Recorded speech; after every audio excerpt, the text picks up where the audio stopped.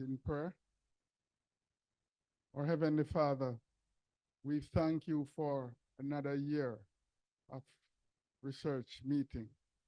We thank you for being so good, for preserving our lives to see this another moment. We ask your special blessing on all the activities that will take place here today. May your name be glorified. We seek your spirit to be in a very special way with those who are participating. We pray in particular for our guest speaker, that your spirit will guide him and direct him as to what to say, and that our hearts will be blessed and will be strengthened. Bless us now and grant us a wonderful day as we meet together like this. We pray in the mighty name of Jesus. Amen.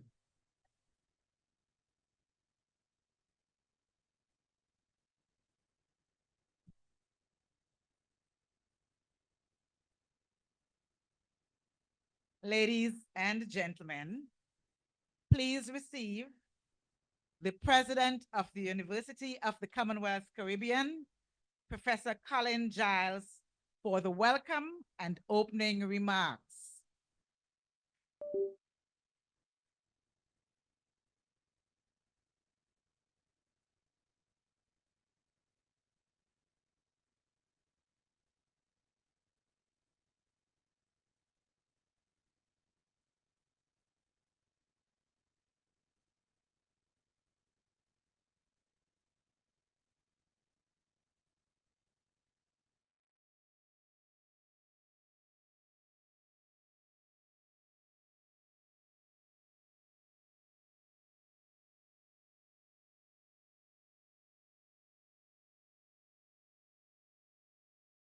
CD, MP, Minister of Tourism, Dr. Winston Adams, OD, JP, UCC Group Executive Chairman, Mrs. Geraldine Adams, UCC Group Deputy Executive Chairman, Professor Bernadette Warner, UCC Deputy President, Professor John Fulton, Director of Research, University of the Commonwealth Caribbean, and Dr. Fulton, his wife, Dr. Andrea Sutherland, Dean, College of Graduate Studies and Research, Professor Larry Metzger, Professor of Physics, Department of Physics, University of Vermont, Dr. Derek Watson, University of Sunderland, and of course, they are joining us online. There are those who are with us in audience and those who are joining us online. Professor Jessica Litchi, IDRAC Business School, Lyon, France. Of course, our effervescent Master of Ceremonies, Dr. Sheila Paul, Associate Vice President for Academic Affairs, Pastor Samuel Lewis, Chaplain, University of the Commonwealth Caribbean, heads of department and faculty, members, presenters, moderators, panelists, chairpersons, other academic partners and affiliates, staff, alumni, students, members of the media, ladies and gentlemen, all, a pleasant good morning to you. Good morning. Wonderful. It is my pleasure to welcome you and to make opening remarks at what promises to be an exciting research conference. Forums such as these are important in the university's teaching and learning tools and provide an important platform for unearthing solutions and ideas towards national concerns. We seek to generate solutions in a very practical way. And that is why our motto is fostering leadership and what? No, man, I need to hear you. Fostering leadership and innovation. It seems as if you're not so sure. Let me hear you again. Fostering leadership and innovation. That is correct. The theme, Navigating New Horizons, Innovations in Tourism for Sustainable Development, accords well with one, the growing global focus on balancing economic growth with environmental preservation and social equity. And two, Tourism Awareness Week, TAW 2024.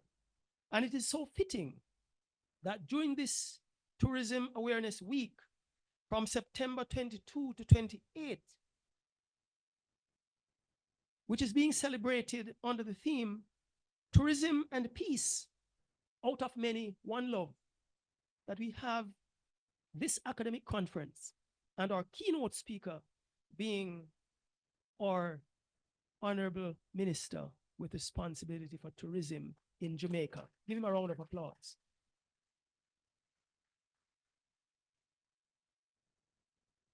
During this time, the Ministry of Tourism, its public bodies and industry partners will seek to highlight the critical role that tourism has in promoting cross-cultural collaboration and global unity.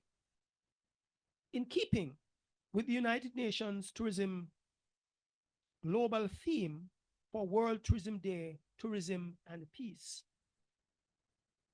Today, we come together as a dynamic community of visionaries, innovators, and academics, researchers, and experts from diverse fields, bound by a common goal of discussing new and unexplored areas within the tourism industry, with a focus on innovative approaches that promote sustainable development.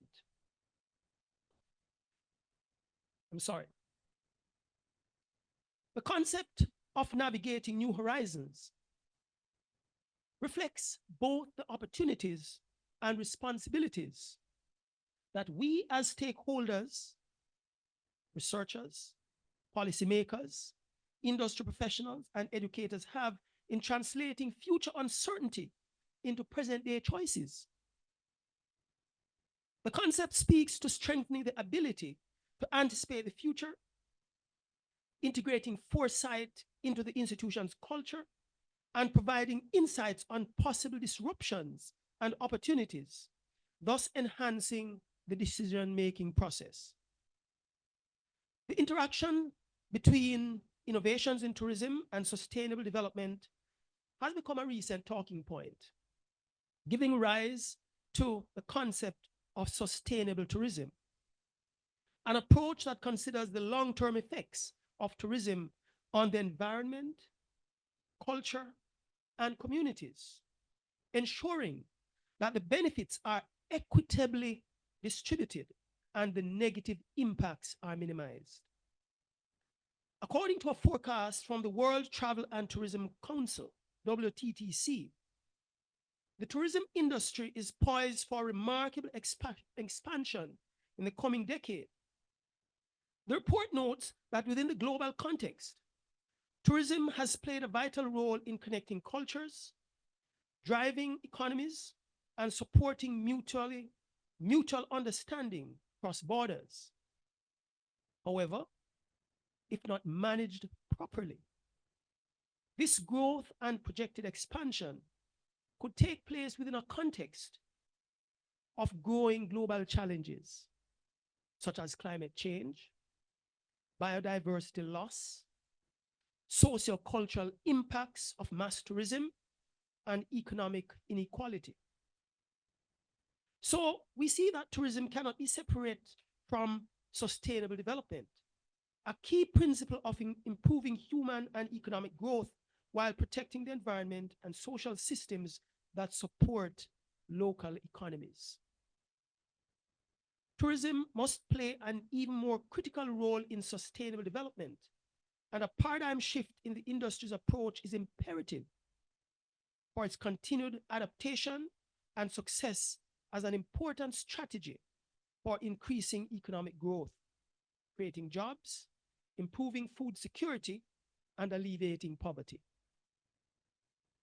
This conference offers a unique platform to share research, exchange ideas, and explore innovations that will help us navigate these challenges while ensuring that tourism contributes positively to the well-being of people, the preservation of natural resources, and the protection of cultural heritage.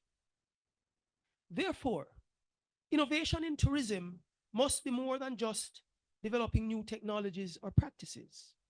It must be about crafting pathways for a future where tourism grows in harmony with environment and local communities. Whether through ecotourism initiatives, community-driven tourism models, or policies that promote responsible travel, all these are innovations that are highly supported by the University of the Commonwealth Caribbean. You would have heard perhaps about our planned expansion into Trelawney, the EcoVista project that is intended to capture the synergy between tourism and sustainable development by the establishment of a university town that will enhance our tourism prospects and also educational opportunities, not just for Trelawney, but for Jamaica and expanding into the wider world. And so, as we embark on this journey over the next 2 days of the conference, I encourage each of you to engage deeply with the presentations, discussions, and workshops. Let us challenge our assumptions, broaden our perspectives, and collaborate across disciplines to explore fresh ideas and practical solutions. I want to encourage our students in particular, and I recognize our students who are here, both UCC students and students visiting from other institutions. Welcome. Thank you so much for being here. And I want to encourage you to recognize the importance of research in understanding and appreciating the impact of tourism on local development. And I'm confident that our well-trained and committed academic staff will provide the guidance and expertise needed to support them in making valuable contributions to this area and our academic program, and will equip you, our students, with the knowledge and skills to contribute meaningfully to this growing field. I'm very happy to have the ears of our tourism minister, Dr. the Honourable Edmund Bartlett. As a university minister, the UCC stands ready for collaborative research initiatives between the Ministry of Tourism and ourselves, focusing on sustainable tourism, community-based tourism, and the development of innovative tourism models. We believe that such a partnership can yield valuable data and insights to guide national tourism policies. We also seek the ministry's assistance in facilitating internships and training programs for our students. We request that our university be included in national discussions on tourism policy formulation. Our faculty's expertise in research can contribute to crafting policies that promote sustainable and inclusive tourism development, aligning the university's academic strengths with national tourism goals, thus creating opportunities for mutual benefit. I would like to extend my sincere thanks to our organizing committee, led by Dr. Andrea Sutherland, our speakers. Give her a round of applause. Our sponsors, ushers, and all those whose hard work has made this conference possible. In closing, I wish you all a productive and inspiring conference. Together, we can pave the way for innovative and sustainable approaches that will shape the future of tourism for generations to come. Thank you all for your support. And once again, welcome to you all.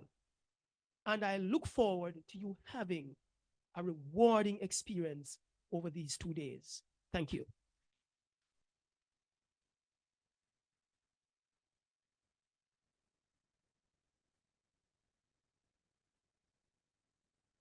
Okay, we can do better than that for our president. Thank you.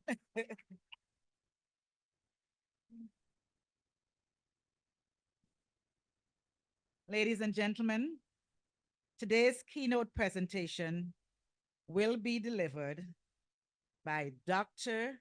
the Honourable Edmund Bartlett, CD, MP, Minister of Tourism. Here's a little bit about Dr. the Honourable Edmund Bartlett.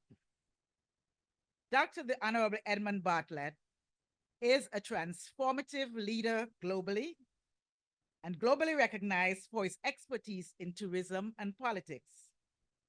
With over 40 years of service, he is known for his hands-on leadership, innovative thinking, and passion for positive change. Mr. Bartlett first served as Minister of Tourism from 2007 to 2011, returning to the role in 2016. His extensive political career includes positions as Minister of State for Information, Broadcasting, and Culture, and Minister of Youth, Sports, and Community Development from 1980 to 1989. Under his leadership, tourism has been positioned as a catalyst for sustainable and inclusive growth. He champions initiatives such as the Jamaica Center of Tourism Innovation, the Tourism Workers Pension Scheme, and Tourism Innovation Incubator to benefit industry workers and nurture new enterprises. Minister Bartlett is a tireless advocate for global tourism resilience. He co-founded the Global Tourism Resilience and Crisis Management Center in 2018, which has expanded internationally. His efforts led to the United Nations designation of February 17th as Global Tourism Resilience Day. He has held several prestigious positions in international tourism organizations, including Chairman of the Board of Affiliate Members of the United Nations World Tourism Organization and Vice Chairman of the Caribbean Tourism Organization.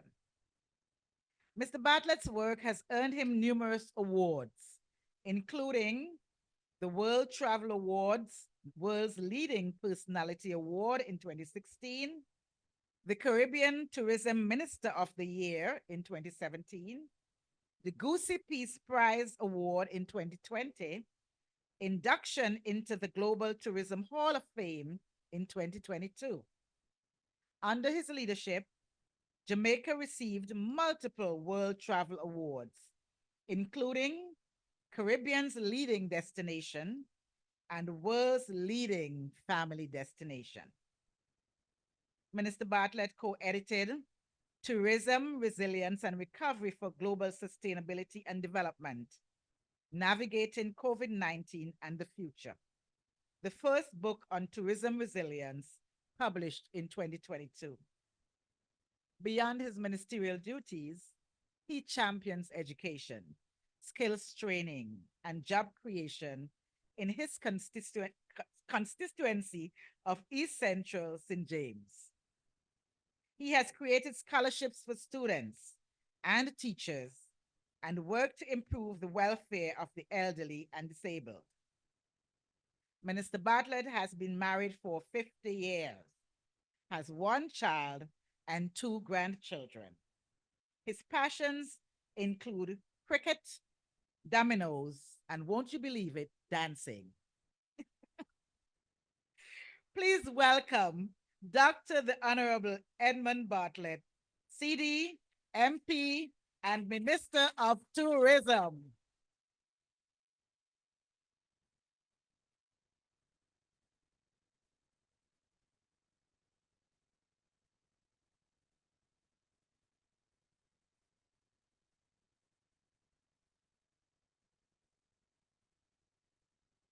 Wow, that was a mouthful, wasn't it? And it makes me wonder whether you need a lecture today.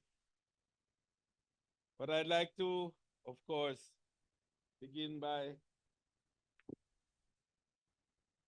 saying how wonderful it is to see this galaxy of stars that have now illuminated the firmament of academia present here in this auditorium this morning. Every one of you are stars. I nearly used a metaphor that is given to my phenotype, but it might cause a little eruption somewhere else, because indeed, every nigger is a star. But that star is important to keep shining. And perhaps this morning, we'll talk a little bit about how to keep that star really shining. Dr. Winston Adams and Dr. Colin Giles are two of the leading personalities that have conspired with a number of other academics and professionals to have perhaps one of the greatest honors that has been paid to me in my life become a reality a few weeks ago at the national arena. And I really want to tell you that it has truly humbled me. But I think it has done something for the industry that has today provided the greatest energy for the economic growth and recovery of Jamaica.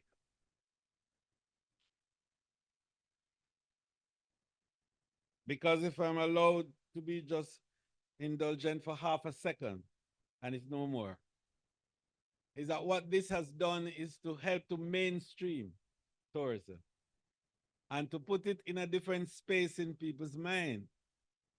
Because normally people refer to tourism in less than complimentary way.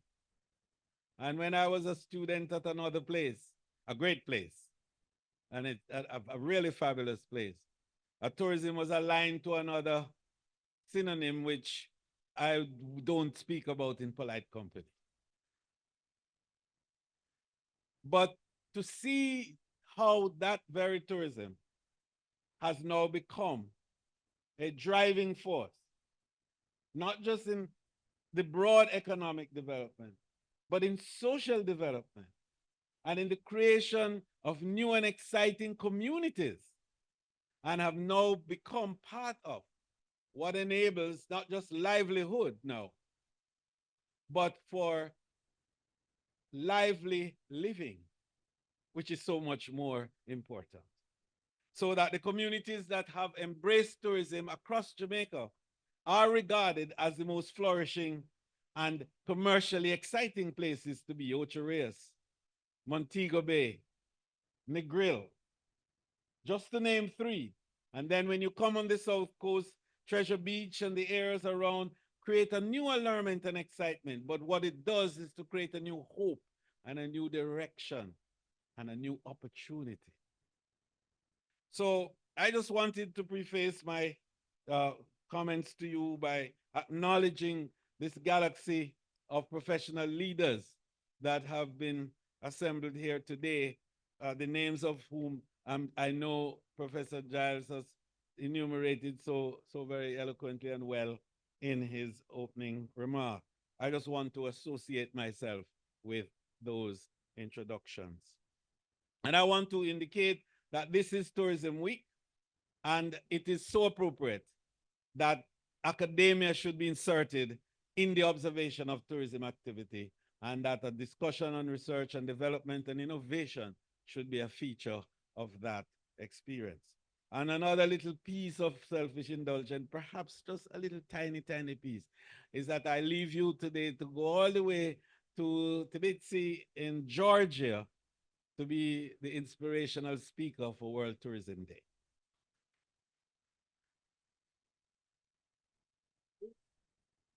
So it is an honor and a privilege to be back with the University of the Commonwealth Caribbean family at this year's 8th Annual Research Conference. The last time I was invited to address you, I walked in as an ordinary man and walked out as a doctor. I want to extend my heartfelt gratitude to the organizers for inviting me once again, this time to deliver the keynote address on a topic that is dear to my heart: navigating new horizons, innovation in tourism, and sustainable development. Just to let you know that in that context, today I launch, sorry, not today, tomorrow when I go to Georgia, I launch to the world our latest publication on decoding the future of tourism, a copy of which I will give to Professor Giles for the University of the Commonwealth Caribbean. I will also ensure that you have a copy of my own first solo book, Thought Leadership in Tourism Resilience and Sustainability in the 21st Century. And I hope that it will provide sufficient strong academic content to enable the students of this university to benefit from the contents therein. So I'm proud, in fact, to speak on the topic of sustainable tourism. Given the sector's immense contribution to Jamaica's national development, tourism has long been a key catalyst for a resilient, inclusive, and sustainable Jamaica economy. Its labor-intensive nature, interconnectedness with other sectors, integration within local communities, utilization of intangible assets such as culture and heritage, and the relatively low entry barriers for small businesses all contribute to its potency as a force for job creation, entrepreneurship, and local economic development. The sector connects our people, culture, and heritage with the world, generating not just revenue, but also a sense of pride and identity. However, tourism is a paradoxical industry, and we heard a little bit from Professor Giles on that earlier. It is resilient and has an outsized, in my mind, economic impact. Yet at the same time, it remains vulnerable to cyclical disruptions. And in my own space, and a little bit might have said, I tried to create some institutional capacity for academic pursuits and also for the development of tools to enable to, one, identify some of these disruptions that we speak about. Second, to mitigate against these disruptions. Thirdly, to manage the disruptions when they actually arrive, as inevitably they do. Fourthly, to recover from these disruptions, or to recover quickly. And fifthly, to thrive. So whether due to natural, and I just wanted to say that in the context of not being co-founder, but in fact founder of the first World Global Tourism Resilience and Crisis Management Center, which is located at the University of the West Indies. And we have 6 satellite branches in 6 countries across the world. And the 7th is to be established in Brazil, where I just left from last week. And then we're doing one in Georgia, and we're doing one in Sofia in Bulgaria, and we're also doing one for Barbados and for Belize. So I just want you to know that Jamaica's presence in tourism thought leadership is not confined to just the University of the West Indies, or indeed our local space, but truly we have become global and international. And it is not an accident that the UN acceded to the resolution that Jamaica put forward to establish February 17th as Global Tourism Resilience Day. And I was proud to make the presentation at the UN myself, during which time 94 countries signed on to authorize the UN to so designate the day. And I think it was a great day for Jamaica, because it would only be the second country in the world to have a global day designated by UN in honor of tourism. So the paradoxical nature of the tourism industry underscores the imperative of embracing a sustainable tourism model, one that mitigates vulnerabilities and enhances resilience. Sustainable tourism, as at its core, aims to balance economic growth with environmental preservation, cultural heritage protection, and social equity. It reflects an approach to tourism development that is scientifically grounded, socially and economically conscious, humanistic, entrenched in cultural values and heritage destinations, and understand the future needs of healthy tourism ecosystems. It ensures that the global tourism sector can help to meet the needs of present generations without compromising the ability of future generations to meet theirs. And I think that's a very important property of an industry that truly is sustainable. It's its capacity to deal with the needs of today, extract the maximum from it without denying the opportunities of tomorrow. I want you to think about that a little bit as we go through this lecture. In Jamaica, the challenge facing our tourism sector are wide-ranging and dynamic. From resource scarcity to global economic uncertainties, to high energy costs, to the impacts of climate change, our ability to remain resilient and competitive truly depends on our willingness to innovate and to adapt. I just wanted to make a point here of innovation and adaptation, because when we had COVID-19, which was the worst and indeed the most existential threat Anthropocene Earth has experienced. Over time, we've had disruptions, some of which have damaged millions of people, but confined to continents or to regions or even to countries. This one embraced the entire world simultaneously. And it left us in a space of bewilderment and level of uncertainty unprecedented in our human experience. But through innovation, agility, adaptation, and a certain level of iterative ingenuity, we were able to find solutions to identify what this particular virus was, how it could be mitigated, how it could be managed, and indeed, we were able to thrive afterwards. And Jamaica stood at the center of that global experiment.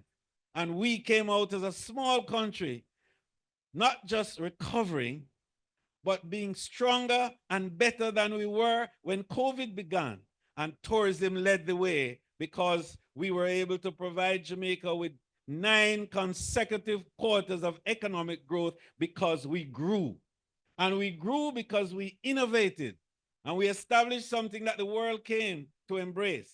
And people actually come to Jamaica to find it: the resilient corridor.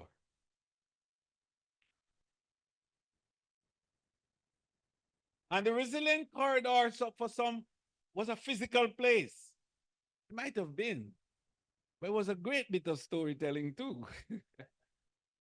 And what we did was to build a confidence that we were able to create an ecosystem that responded to all the requirements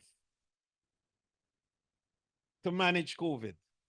Everything that the World Health Organization said we were doing and more. And all the things that we said we wanted to do. And then we not only put in systems to manage, but also standards that we set.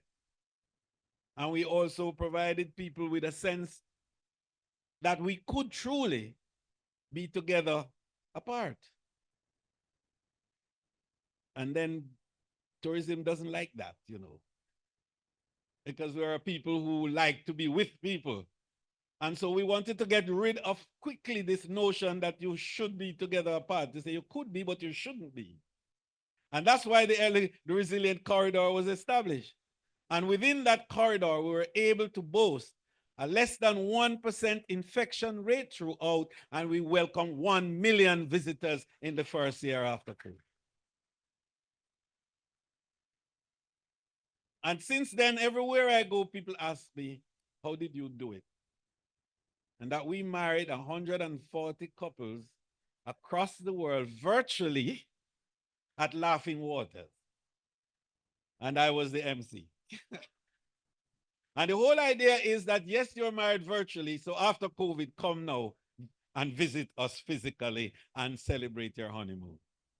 So that's what tourism is about. It's about the capacity to innovate, to adapt. And innovation here is not invention. It may involve a little of that, but it's not invention. Innovation is the ability to add value. In other words, build a better mousetrap. Take what you have, do more with it, extract more from it. And if you're able to do that, then you truly are educated. You know, I went to a university in Kigali, in Rwanda, to start setting up a resilience center there. And at that university, the University of African Leaders. And the feature of that university is that you cannot graduate until you have innovated. So the accumulation of knowledge is critical to create a capacity to transform. And if you haven't been able to demonstrate that transformation, then you cannot graduate. When I established the center in Amman in Jordan, I met a professor at an institution he called the University of Knowledge. I engaged him for an hour and a half, and he said some flattering things afterwards, too flattering for my small head, and worse, my expressions today. But the truth is that what he said, and his ideas helped me to write the book on thought leadership, because in it is a lot about AI and the future of tourism. You will see that we spend a lot of time in this book on talking about the future of tourism, what the new tourism is going to look like, what the new experiences are going to be. We talk about underwater tourism, space tourism, dark tourism, whatever, and you will find out what that is as you indulge in the book. But it's not an ad. It's not an ad. But the story I wanted to tell you about the University of Knowledge is that it was virtual. He had an office and a little space, but he had 10,000 students across the world. And you couldn't graduate unless you innovate. I think that is a pattern that is going to be very prominent in the future of academic development. Because innovation is becoming not a word anymore, but an actual part of what defines you. Because today's world is a world now of hyperconnectivity. It's a world where data is the king. It's a world where information is no longer confined to the center, but it is now diverse all over in the peripheries, where your action is not influenced fully anymore by your immediate environment, but by this wider environment that somebody in Kathmandu, yes, is talking to you every morning and is telling your daughter what to do and how to dress and changing the whole dynamics of your family situation. And you begin to wonder what influence you really have. And where is the influence coming from? It's our global influence, driven by this hyperconnectivity that exists and this capacity for knowledge to be gleaned and converted and utilized. It's a new power that knowledge is giving to individuals for decision making and the ability to become themselves and to be driven by their own desires and experiences. And so research is a key, because that is the process by which that knowledge is drawn in. But research by itself is impotent until converted into innovation. You have not lived if you cannot make a difference. And tourism offers you that great opportunity. So it brings me to the discussion, as I said, of the role of innovation in overcoming sustainability challenges facing our tourism industry. So innovation, as I said, is not simply about leveraging the transformative capacity of technology. It involves adopting new ideas, thinking creatively, finding ways to produce positive, sustainable outcomes for everyone involved in the tourism value chain. And earlier I made a point that one of the features of our industry is its low threshold for entry. And I often said that you don't have to be a rocket scientist to be a tourism practitioner. You simply need to have an idea. A simple idea that can be converted into a material good with a value and a price. And I give this story all over the world that I go, that in Jamaica and many other places, people make two dumb, foolish crustaceans race and make money, crab racing, and buy cars, and build houses, and send children to university, and take care of medical bills and so on, to make two crabs race. That's the power of tourism as a driver of economic benefit to everyone and anyone. So in Jamaica, we have embraced innovation as a key pillar for promoting sustainable tourism growth. We've already introduced several innovative strategies that are aligned with this commitment. Consistent with 3 of our 5 pillars of growth, you will remember earlier when I started in 2016, I said we had KPIs of 5 by 5 by 5, that we had 5 pillars also of growth and 5 networks that underpin the growth, and that we were going to make 5 million visitors in 5 years and earn $5 billion. Well, we are in year 4 after COVID, and we are 4.5 million visitors and 4.8 billion US dollars, and we are there. So consistent with the pillars, we are mapping and looking at now tapping into new markets. We just came out of South America a couple of days ago. Brazil, Colombia, Argentina, Peru.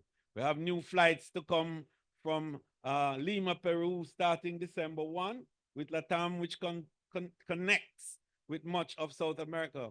I'm concluding discussions with Azul in Brazil to fly from Belém to Montego Bay, 4.5 hours. Normally you come from Sao Paulo or from Rio or from Brasilia, it's 9 hours. But we can connect from the northeastern side of Brazil into our Caribbean space in 4.5 hours, and we are going to be doing it.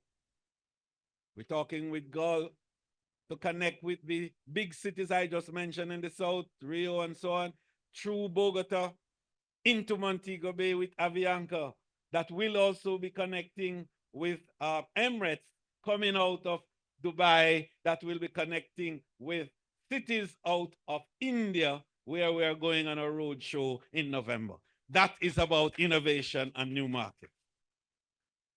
So the strategy reflects simultaneous pursuits of differentiation and low costs to open up new markets and create new demand. It is about creating and capturing uncontested market space as a means of gaining a competitive edge. Through this strategy, we've begun to explore niche markets in ecotourism, food tourism, wellness tourism, and cultural heritage tourism, all in the book. We believe that we enjoy a natural competitive advantage in these areas. This is evidenced by the fact that our most recent initiatives aimed at boosting niche tourism have generated approximately $1 billion annually, contributing to local economies and encouraging sustainable practices across rural areas. Additionally, these efforts have provided opportunities for marginalized communities to showcase their unique cultural assets, further enriching our tourism product. Innovation has also driven Jamaica's adoption of sustainable consumption and energy use within the sector to align with sustainable development goals of fostering a carbon neutral and reinforce efficient to reinforce our efficient future. We have recognized that the hospitality industry, among others, consumes substantial amounts of energy to provide comfort and services to its guests, often with low energy efficiency. Energy supply, crucial for the tourism sector, is still predominantly reliant on oil products or fossil fuels, as we say, exacerbating our island's vulnerability to the environmental impact of fossil fuel use and price volatility, which in fact, in turn, challenges the industry's competitiveness. And that's a mouthful there. And for the students, it's just to say that these are what we call the inputs, the cost inputs of tourism that we have to manage. Because if these cost inputs go out of line, then our prices will be out of line and our competitiveness will be compromised. And so it's very important that in looking at new methodologies to enable energy generation, and energy is 13% of the cost of tourism, 13%. Next to labor, energy cost is the highest within our tourism strength. So to manage that cost is critical to price competitiveness. So these realities underscore the urgency for industry leaders to incorporate and embrace sustainable practices, such as shifting to renewable energy sources, embracing energy-saving technologies, as well as water harvesting and recycling practices. These innovations can deliver benefits including cost savings, better competitiveness due to reduced costs, reduction of carbon footprints, environmentally friendly image for businesses, allowing for new markets, an improvement in the quality of services offered to guests, and a preparation for future problems such as power outages and water shortages. And this part of what we call the disruptions, again, the supply side disruption generated from the lack of capacity. So we have to build the capacity to be able to deal with these shortages, because one of the things about tourism is that we are the most consumption-driven activity on planet Earth. People travel to consume. And the highest level of consumption is for food. 42% of the expenditure of a visitor in a destination is on food. So innovation in food production, in food preparation, and I use a bigger, nicer word called gastronomy. So innovation in gastronomy is a sure way of securing the wealth of tourism for 42%. And if you consider this statistic, and it's important, young people, that in 2019, just before COVID, 1.4 billion people traveled across planet Earth for touristic purposes and spent $3 trillion US. If 42% of that is on food, do the math. But I have something else to tell you, that the future of tourism now since COVID, right? Which I call PC, post-COVID. So the PC era for tourism is going to see in the next 20 years 1.5 billion more tourists added to that 1.4. So let's round it off, that there will be 3 billion tourists traversing the world and spending 11 trillion US dollars. Where are they coming from? That's the question. Where they will be going to, that's the challenge. And how do we present ourselves in Jamaica to be one of those favored destinations to make sure that they come here?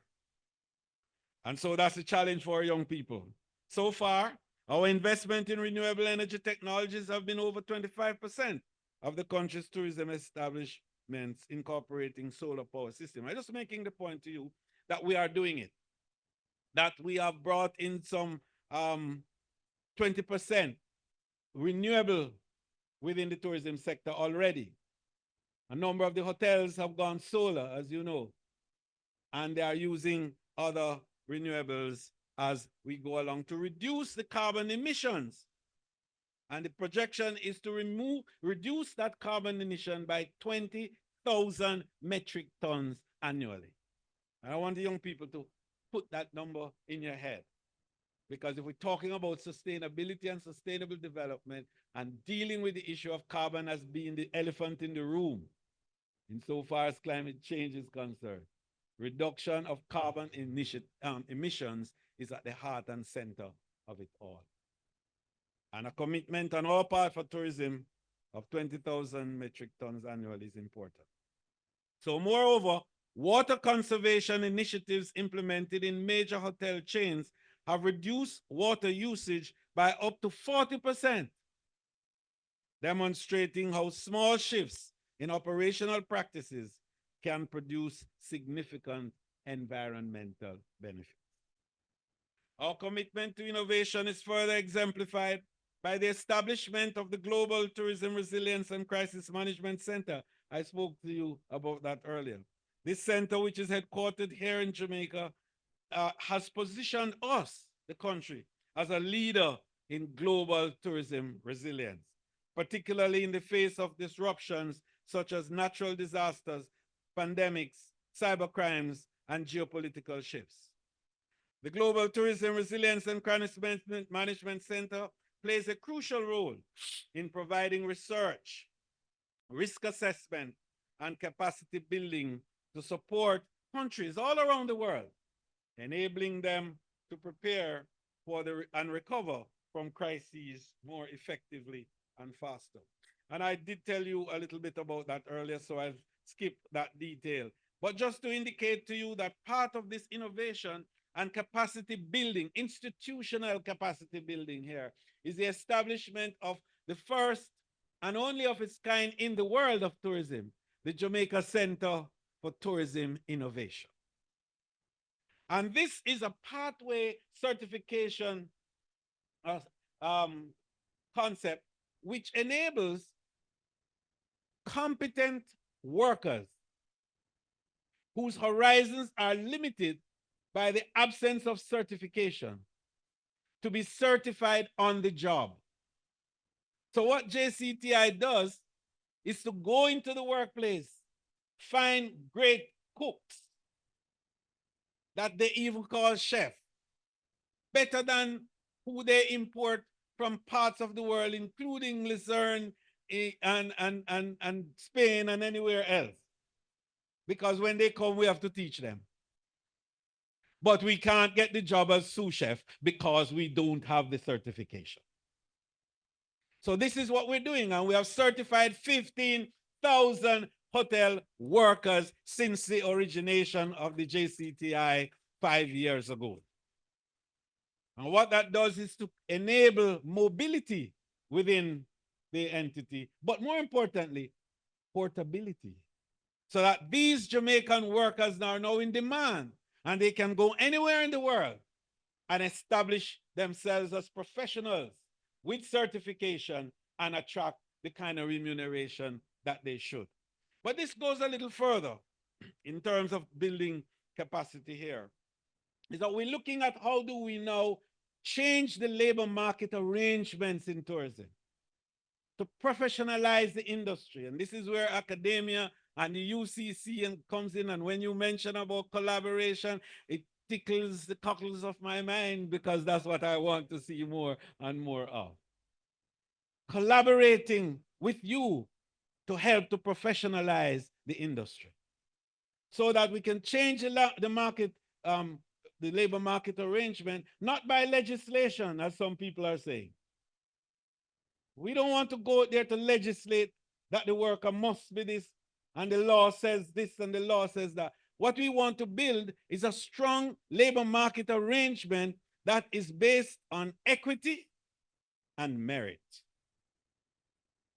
And merit says that you must be certified, qualified, and professionalized. And equity says you must not be denied. Once you have that, you must, sky's the limit for you. And so changing the labor market means training, training, training. And we've gone into high schools. We now have an associate degree in hotel management and customer service in 33 high schools in Jamaica. And last year we graduated 358 students. And they have found entry levels in hotels across Jamaica. So what we're saying is that if we certify you, we can then classify you.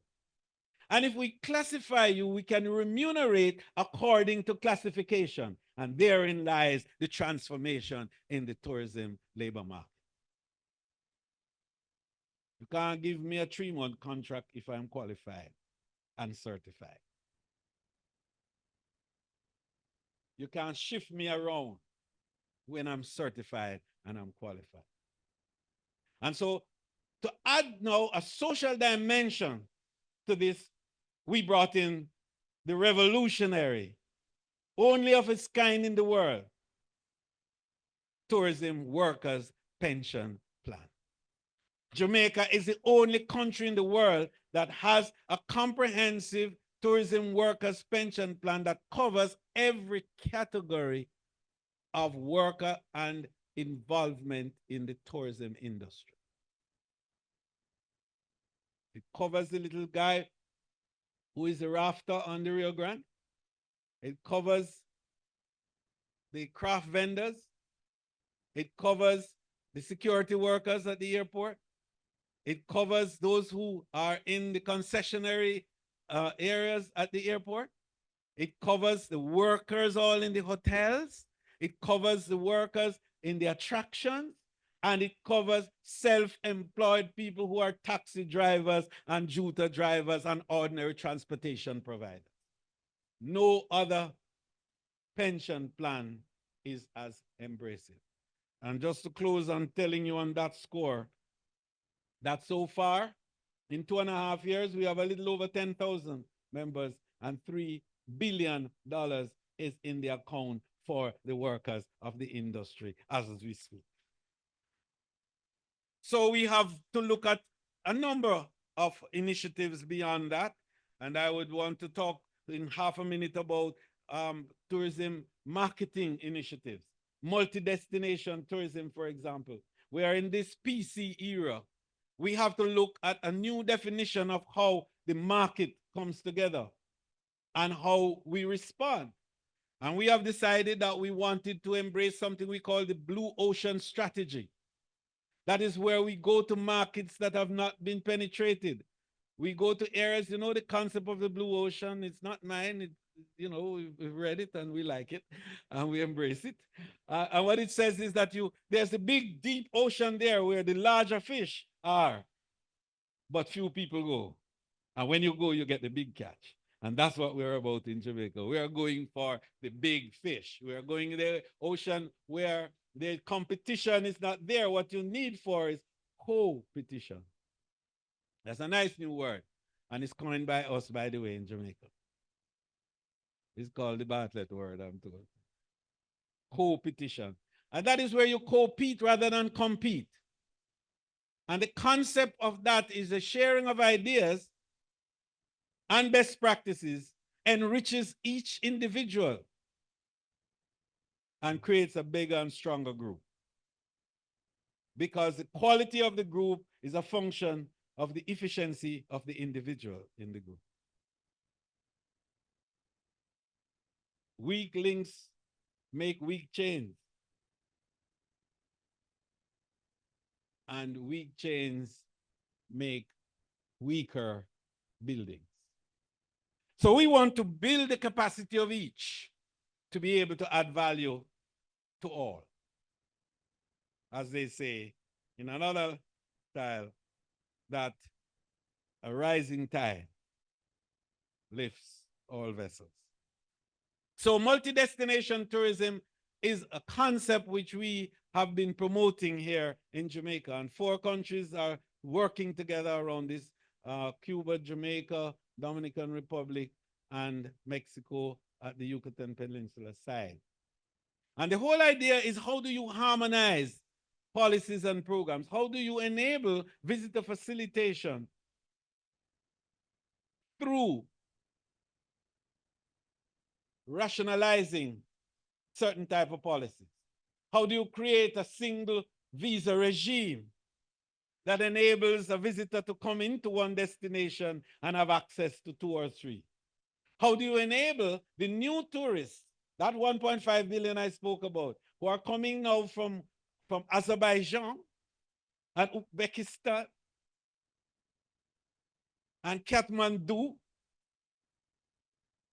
and Karachi and Beijing, yes, and Indonesia and Malaysia and all those other places?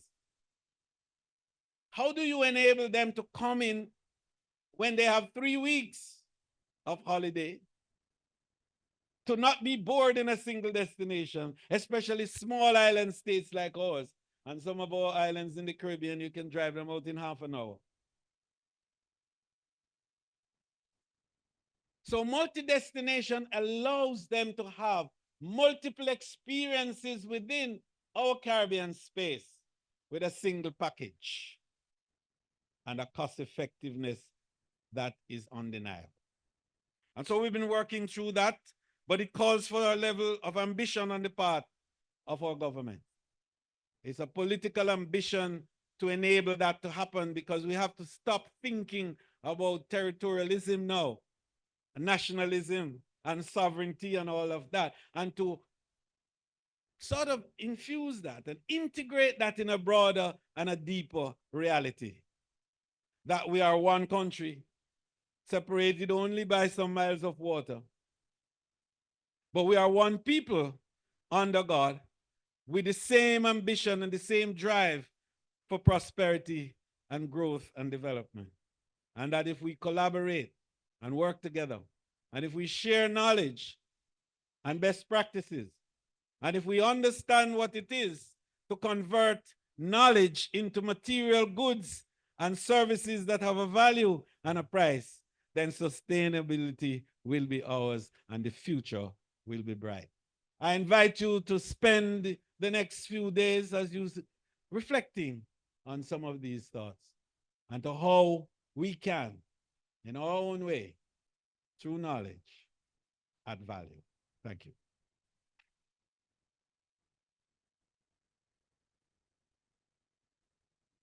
So I'm just asking Professor Giles. Yes? Well, you want us to come down? All right, let me come down. Did I mention that our keynote speaker also received the National Award, Order of Jamaica, and also his honorary doctorate from the University of the Commonwealth Caribbean not too long ago. So that's why I made sure that he is Dr. the Honorable Minister Bartlett.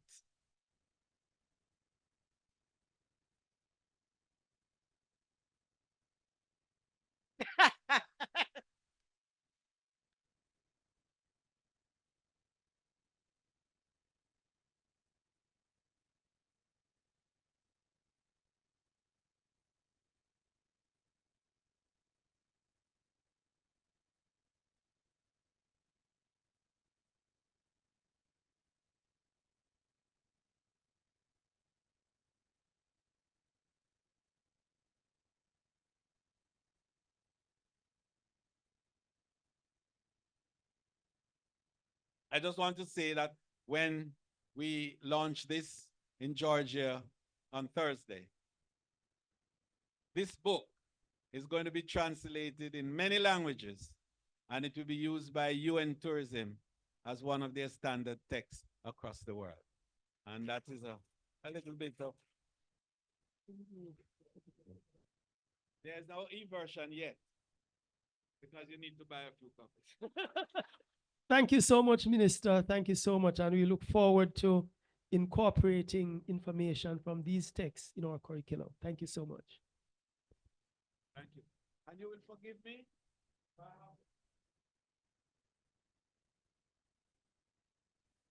Yeah, but before you go, Minister, to show our appreciation for the keynote presentation just received, we welcome on stage our UCC Group Executive Chairman, Dr. Winston Adams, who will make a presentation to Dr. the Honourable Edmund Bartlett, CD, MP, Minister of Tourism. Thank you so much.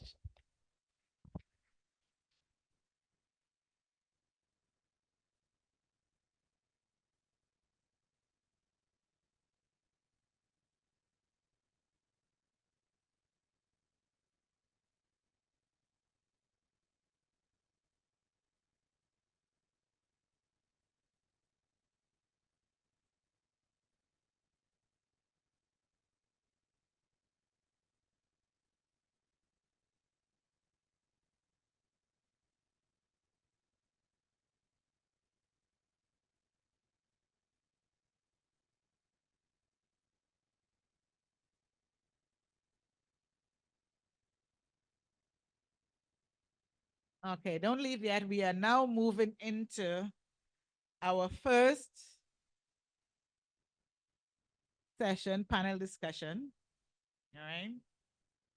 And I'd like to welcome, please join me in welcoming Professor Bernadette Warner, Deputy President, UCC, and one of the moderators for this session.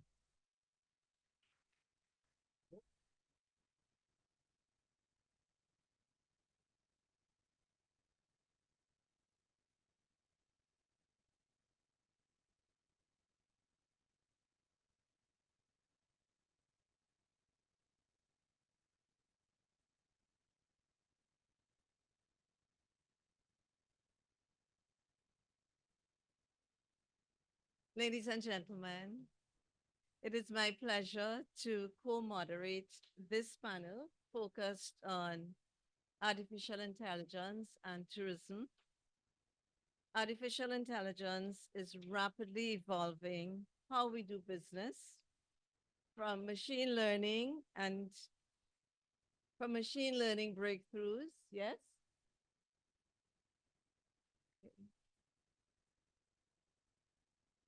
We are pausing to allow the participants, right? Are we okay now? Okay. So from machine learning breakthroughs to the rise of generative AI, it affects everything from tourism and healthcare to finance, from logistics to energy. And with 64% of businesses now being transformed and boosted due to artificial intelligence, this technology is now becoming indispensable. Yet, with rapid innovation come challenges, ethical concerns, uneven regulatory frameworks, and disruptions to the job markets. Panelists today will explore the integration of artificial intelligence in the tourism and hospitality sector to show how it has helped to transform the customer experience, how it has generated operational efficiencies and service optimization, how it has contributed to marketing and personalization, created a new dimension in planning and visioning inter alia. We will also examine the ethical implications of embracing artificial intelligence at the forefront of delivering exceptional service, setting new standards in hospitality, and shaping the future of the guest experience in the digital age. So it's not all about AI, but it's a lot about AI. So let me introduce our panel. And unfortunately, the Honorable Dr. uh, Minister Bartlett was a member of this panel, but because he has a flight to catch, was unable to remain with us. So we move on to our next panelist, and I welcome her on stage, Professor Sheila Keogh, who is a fellow at the Royal Society of Arts, a Master of Science in Research, and is a retired academic over 23 years across the University of Sunderland and the University of Northumbria in Newcastle upon Tyne in the United Kingdom. Let's welcome Center. Let's welcome Professor Keogh, who is also a subject specialist in research methods, professional development, project management, and social and political issues in computing. Sheila has publications in artificial intelligence and is particularly interested in the ethical aspects of artificial intelligence. Moderating this panel and presenting the topic is Professor John McIntyre, who joins us online. Do we have a visual of Professor McIntyre? Hello there. Professor John McIntyre is visiting professor of artificial intelligence at a number of universities around the world and was a senior leader at the University of Sunderland, where he retired as Pro-Vice Chancellor in 2023 after 30 years of service in higher education. He has published over 200 papers on applied artificial intelligence, engineering, computer science, management, and leadership. He was a governor at East Durham College for 8 years and has served on numerous regional and national charities and other representative bodies, including several years as chair of the Board of Trustees at the National Association of College and University Entrepreneurs. He is also the editor-in-chief of Neural Computing and Applications, one of the world's leading peer-reviewed journals in applied artificial intelligence, a role he has held since 1996. And he's co-editor-in-chief for AI and Ethics, a peer-reviewed journal he established with his long-standing colleague, Professor Larry Metzger. John is a fellow of the Royal Society of Arts, and he is also a member of the British Computer Science, a member of the International Neural Network Society, and a chartered engineer. We welcome Professor John McIntyre, and he is online. Thank you. Also joining us online is Professor Larry Metzger, confirming that Professor Metzger is online. Yes. Professor Metzger is presently chair of the ACM U.S. Technology Policy Committee, research professor of physics at George Washington University and the University of Vermont in the United States. He's also research professor in the Human Technology Collaboration Lab at George Washington University and is the founding director of the University Master's Program in Data Science. Professor Metzger serves as co-editor-in-chief of AI and Ethics.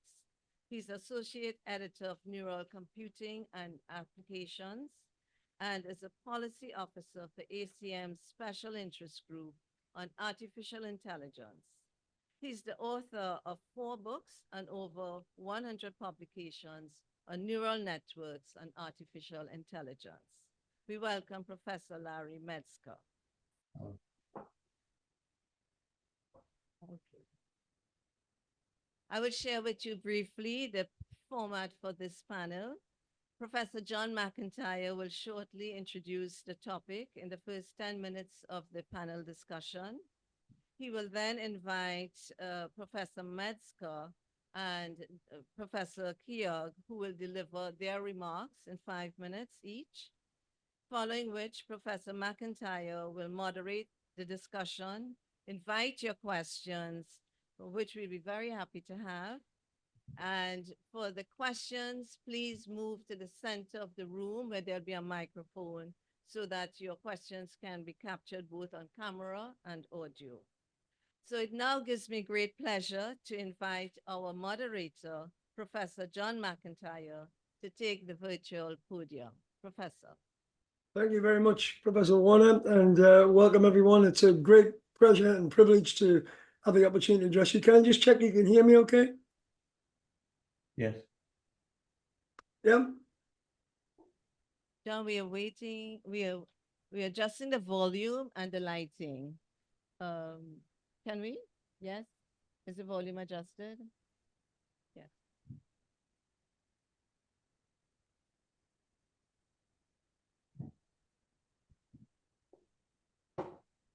Yes. Can we go now? Yes. Right. All yours, John. Go right. All right, thanks. And you can hear me okay, yeah?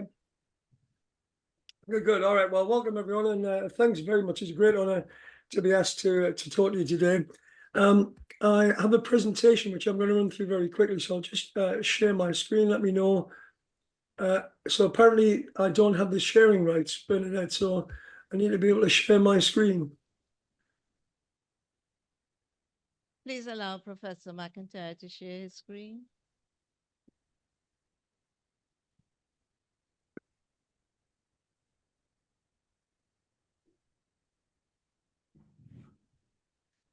Yes.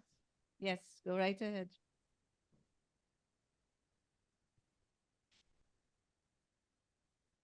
Okay, so and you should be able to see that, and if I can just confirm that you can see the presentation and you can see that moving. So talking about AI and tourism, and I wanted to start by kind of talking in general about where AI is at the moment, and then take that into the specifics of tourism, and we can explore that in the discussion, I think. And I guess the big question is whether or not AI, as it is in the case of many other domains, is poses whether or not AI is a threat or an opportunity, and maybe a little bit of both. And we'll kind of explore that as we go. So as you mentioned in the opening remarks, and thanks very much for those, I've been the editor-in-chief of Neural Computing and Applications now for almost 30 years. It's a very dense technical journal on the applications of AI, and it's about the kind of computer science and the engineering across many, many domains. But in 2020, in fact, during lockdown, Larry and I had been talking with our publishers about what we saw coming down the road with AI.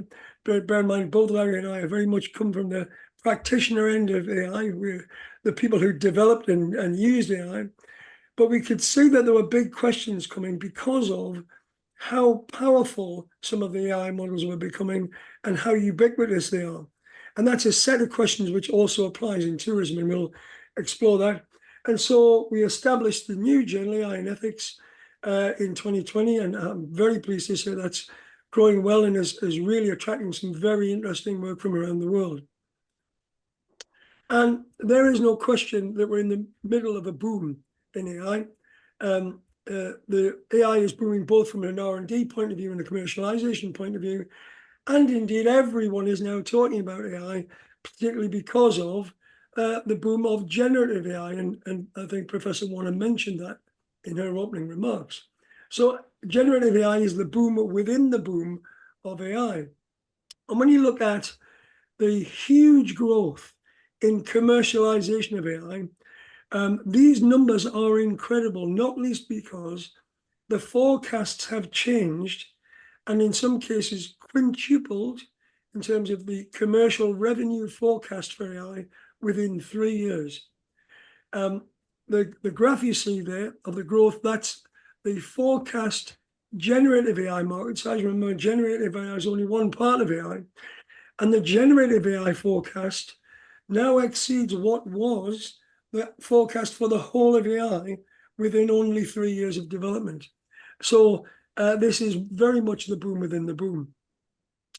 And in Neural Computing Applications, which is, as I said, the journal which looks at the application of AI, you can see that in terms of not only the growth in the commercial area, but the growth in R&D.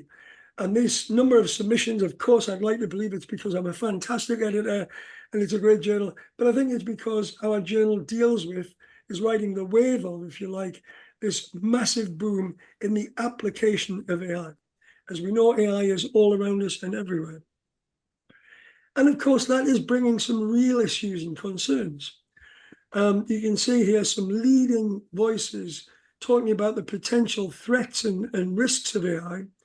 And there on the right-hand side, you see a quote by Jeff Hinton, who's sometimes talked about as the godfather of AI. I did some work with Jeff Hinton back in the 1990s. And Jeff, you might know, resigned his post at Google so that he had the freedom to talk about what he sees as the risks of the development of AI. And there's a really interesting quote here. David Leslie, who's a good friend, and he's on our editorial board for AI and ethics, is one of the senior leaders at the Turing Institute here in the UK. And this is an interesting quote David gave, which is that all of the generative AI models which have been developed so far are in effect illegal. And they're illegal because they're in breach of copyright. They're using vast amount of data, which they garnered without permission. And so the models now, as some may know, are subject to quite a significant number of lawsuits on copyright, in particular, creative people, authors and artists asking for their material to be removed from the training data on which these models are being based. And that's a very, very tricky thing to do. And we might talk about what that means for the future of this type of generative AI. So AI is becoming polarized to some degree between those who are cast as doom mongers, those voices like Jeff Hinton saying that AI represents a huge risk, and the other people who say, no, we're blind optimists, we don't care about the risks, and we just want to talk about the positives. And I have to say that I am neither a doom monger nor am I a blind optimist, and I think that applies to my friend Larry as well, that we sit somewhere in the middle, that we believe that you should be aware of the risks of AI, but also aware of what the opportunities are and go and attempt to take advantage of those opportunities whilst managing the risks. And there's the question about balance, and we certainly advocate for that. So some of those, this whole thing about doom mongers, lots of people talking about existential threat to humanities, but in particular, the questions around how these kind of AI tools are going to displace or replace human activity, in particular human work. And will we all lose our jobs to AI in the future? And there's an interesting kind of debate about where those kind of AI tools can be applied most effectively, and therefore the kind of work that is most likely to be at risk. And this is just one of, you can find many of these, but this is just one of the kind of tabulated summaries of where there is human work which might be replaced by AI. And if you look down that list, you'll see that there are a number of roles which are significant in the tourism industry. So things like market research analysis, social media, virtual assistants, telemarketers, but particular travel agents. And there are some kind of fairly obvious areas in which those kind of tools can be applied.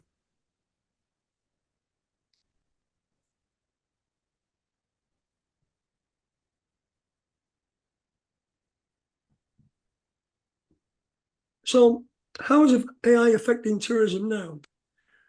Well, I thought this was a kind of interesting graphic to look at, and you can see the source I got it from at the bottom there. There are the areas in internal processes and procedures inside the organizations active in tourism and hospitality. There are things around transforming the networks and distribution models of the products and services. There's, of course, all of the stuff around what you might call front of house customer service and customer processing. And then there's all of the returns on investment for stakeholders. And it's interesting to see that stakeholders, of course, include all of those on which AI is being done. And there are big questions about sustainability. And I'm going to make reference to at least one of those. And of course, all of these legal aspects around ethics and data and privacy. So there are some significant opportunities there. This kind of is a representation of what's happening in AI and tourism right now. And I just pulled out some areas where I thought you could see the positive impacts of AI in tourism. The personalization of the customer journey, I think, is very important.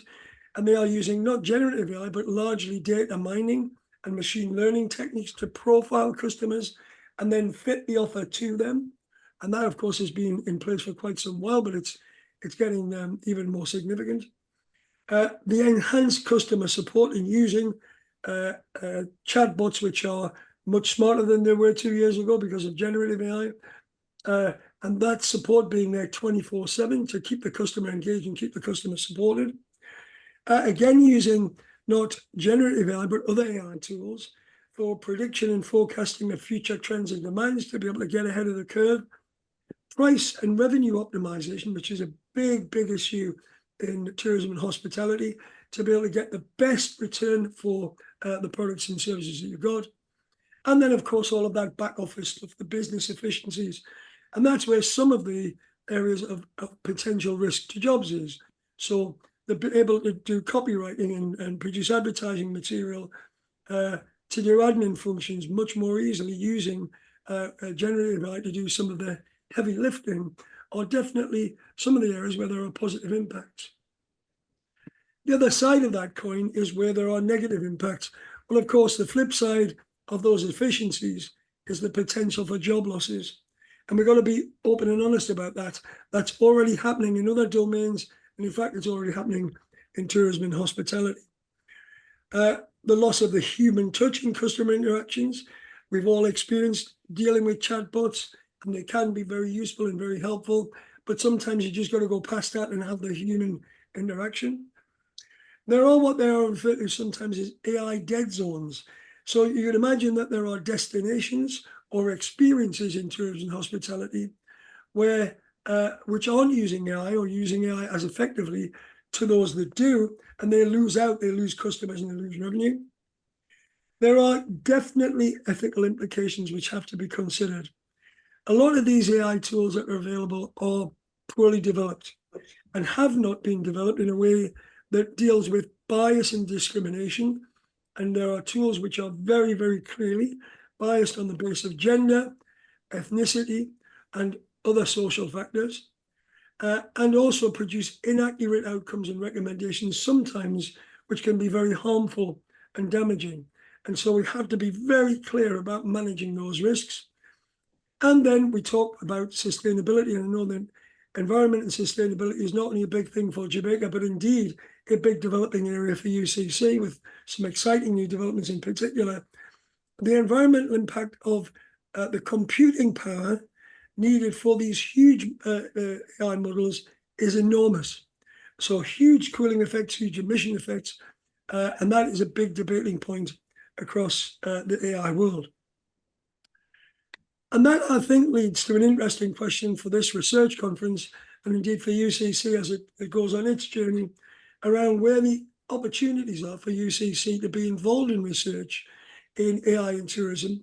And I thought this was an interesting graphic, and again, you can see the source I took it from, where there are current fields, or active fields of research.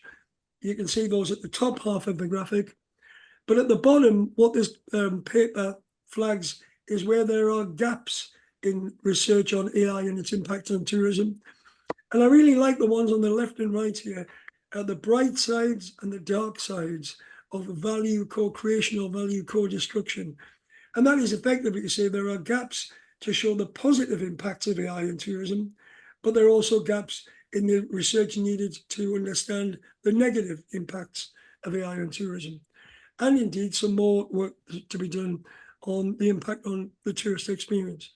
So there's a lot of opportunity here, I think, for UCC to really become active and indeed become a recognized leader in research in this field. And I just want to close before we get into the panel discussion. I get asked all the time, should we fear AI? And my answer actually comes from Monty Python, or at least one of the Monty Pythons. I don't fear artificial intelligence. What I fear most is human stupidity. And that's from American Idol. So thanks very much for listening. It's a very brief introduction. And I'm hoping panelists and indeed the audience will get involved in a lively discussion now. So thanks very much. And Bernadette, if I may, I'd like to bring in Larry first. Larry, as a long-standing friend and collaborator, of course, we know each other very well. Larry, we've particularly around this stuff on the ethical dimensions. We've been working, of course, for the last few years on AI and ethics. Have you any particular thoughts on where you see, relating to the question around tourism and hospitality, how some of those ethical questions might pertain? Yeah, thanks. And John, that was a wonderful, comprehensive presentation of the AI features that we need to be concerned with in society in general, but in tourism. Well, a couple of my favorite perspectives I wanted to share today. Oh, and by the way, can you hear me okay? Yeah, okay. There's two areas.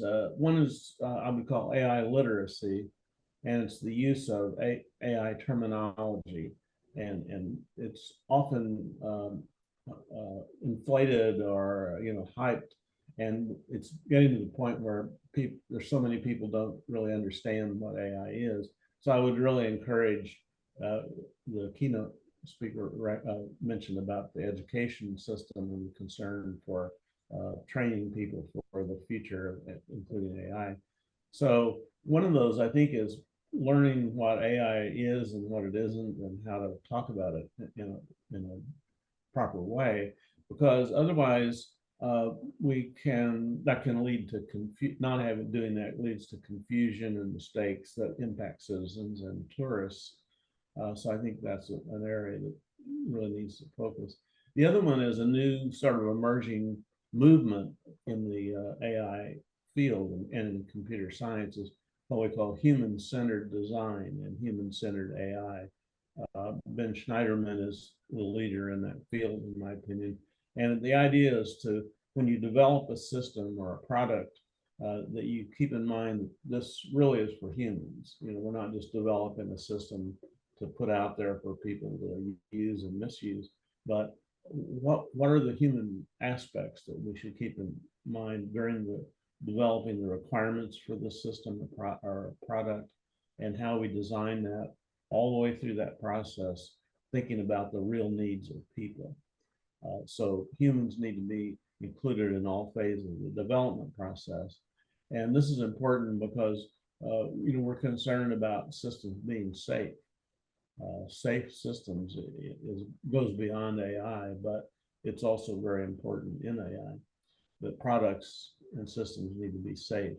And so in the context of this conference, tourists can get great benefits, but also be harmed by AI systems and products that aren't developed properly or not used properly. And so misinformation and disinformation is something we fight constantly in our society today. And so we basically want to do no harm when we introduce AI systems and products, but we have to be aware of what can go wrong. The other is the importance and centrality of data. All these systems are very data focused. And so if we have data that's not correct or misleading or not fair, the systems and products then will not give us the results we want.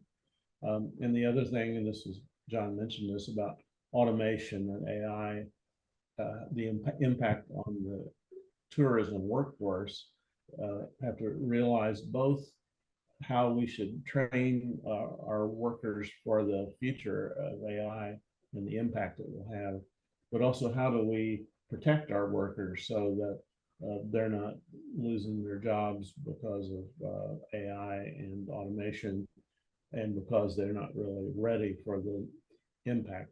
So by some accounts, in 5 years, we'll have so much experience with automation that we'll know what needs to be regulated and what needs to be, what needs to be done to educate the workforce. Right now, we still don't see all the impacts on the workforce, but very soon we will. Another area that could affect tourism too, is the drive to drive, so to speak, to create autonomous vehicles. And that's it. I actually don't think it'll happen very soon, if ever. But there are certain things that we have to be really cautious about on automated vehicles and how that impacts people walking in the public space and people driving using automated vehicles. So I just wanted to highlight some things that are all consistent with what John just said, but maybe some of these will strike a particular interest on the panel and from the audience. So thank you for inviting me, and that's what I wanted to present here in the short period. Thanks, Larry. Thanks. And there in the hall, I think Professor Peel is with you, Professor Warner, and I wonder if she would like to make a few comments for us.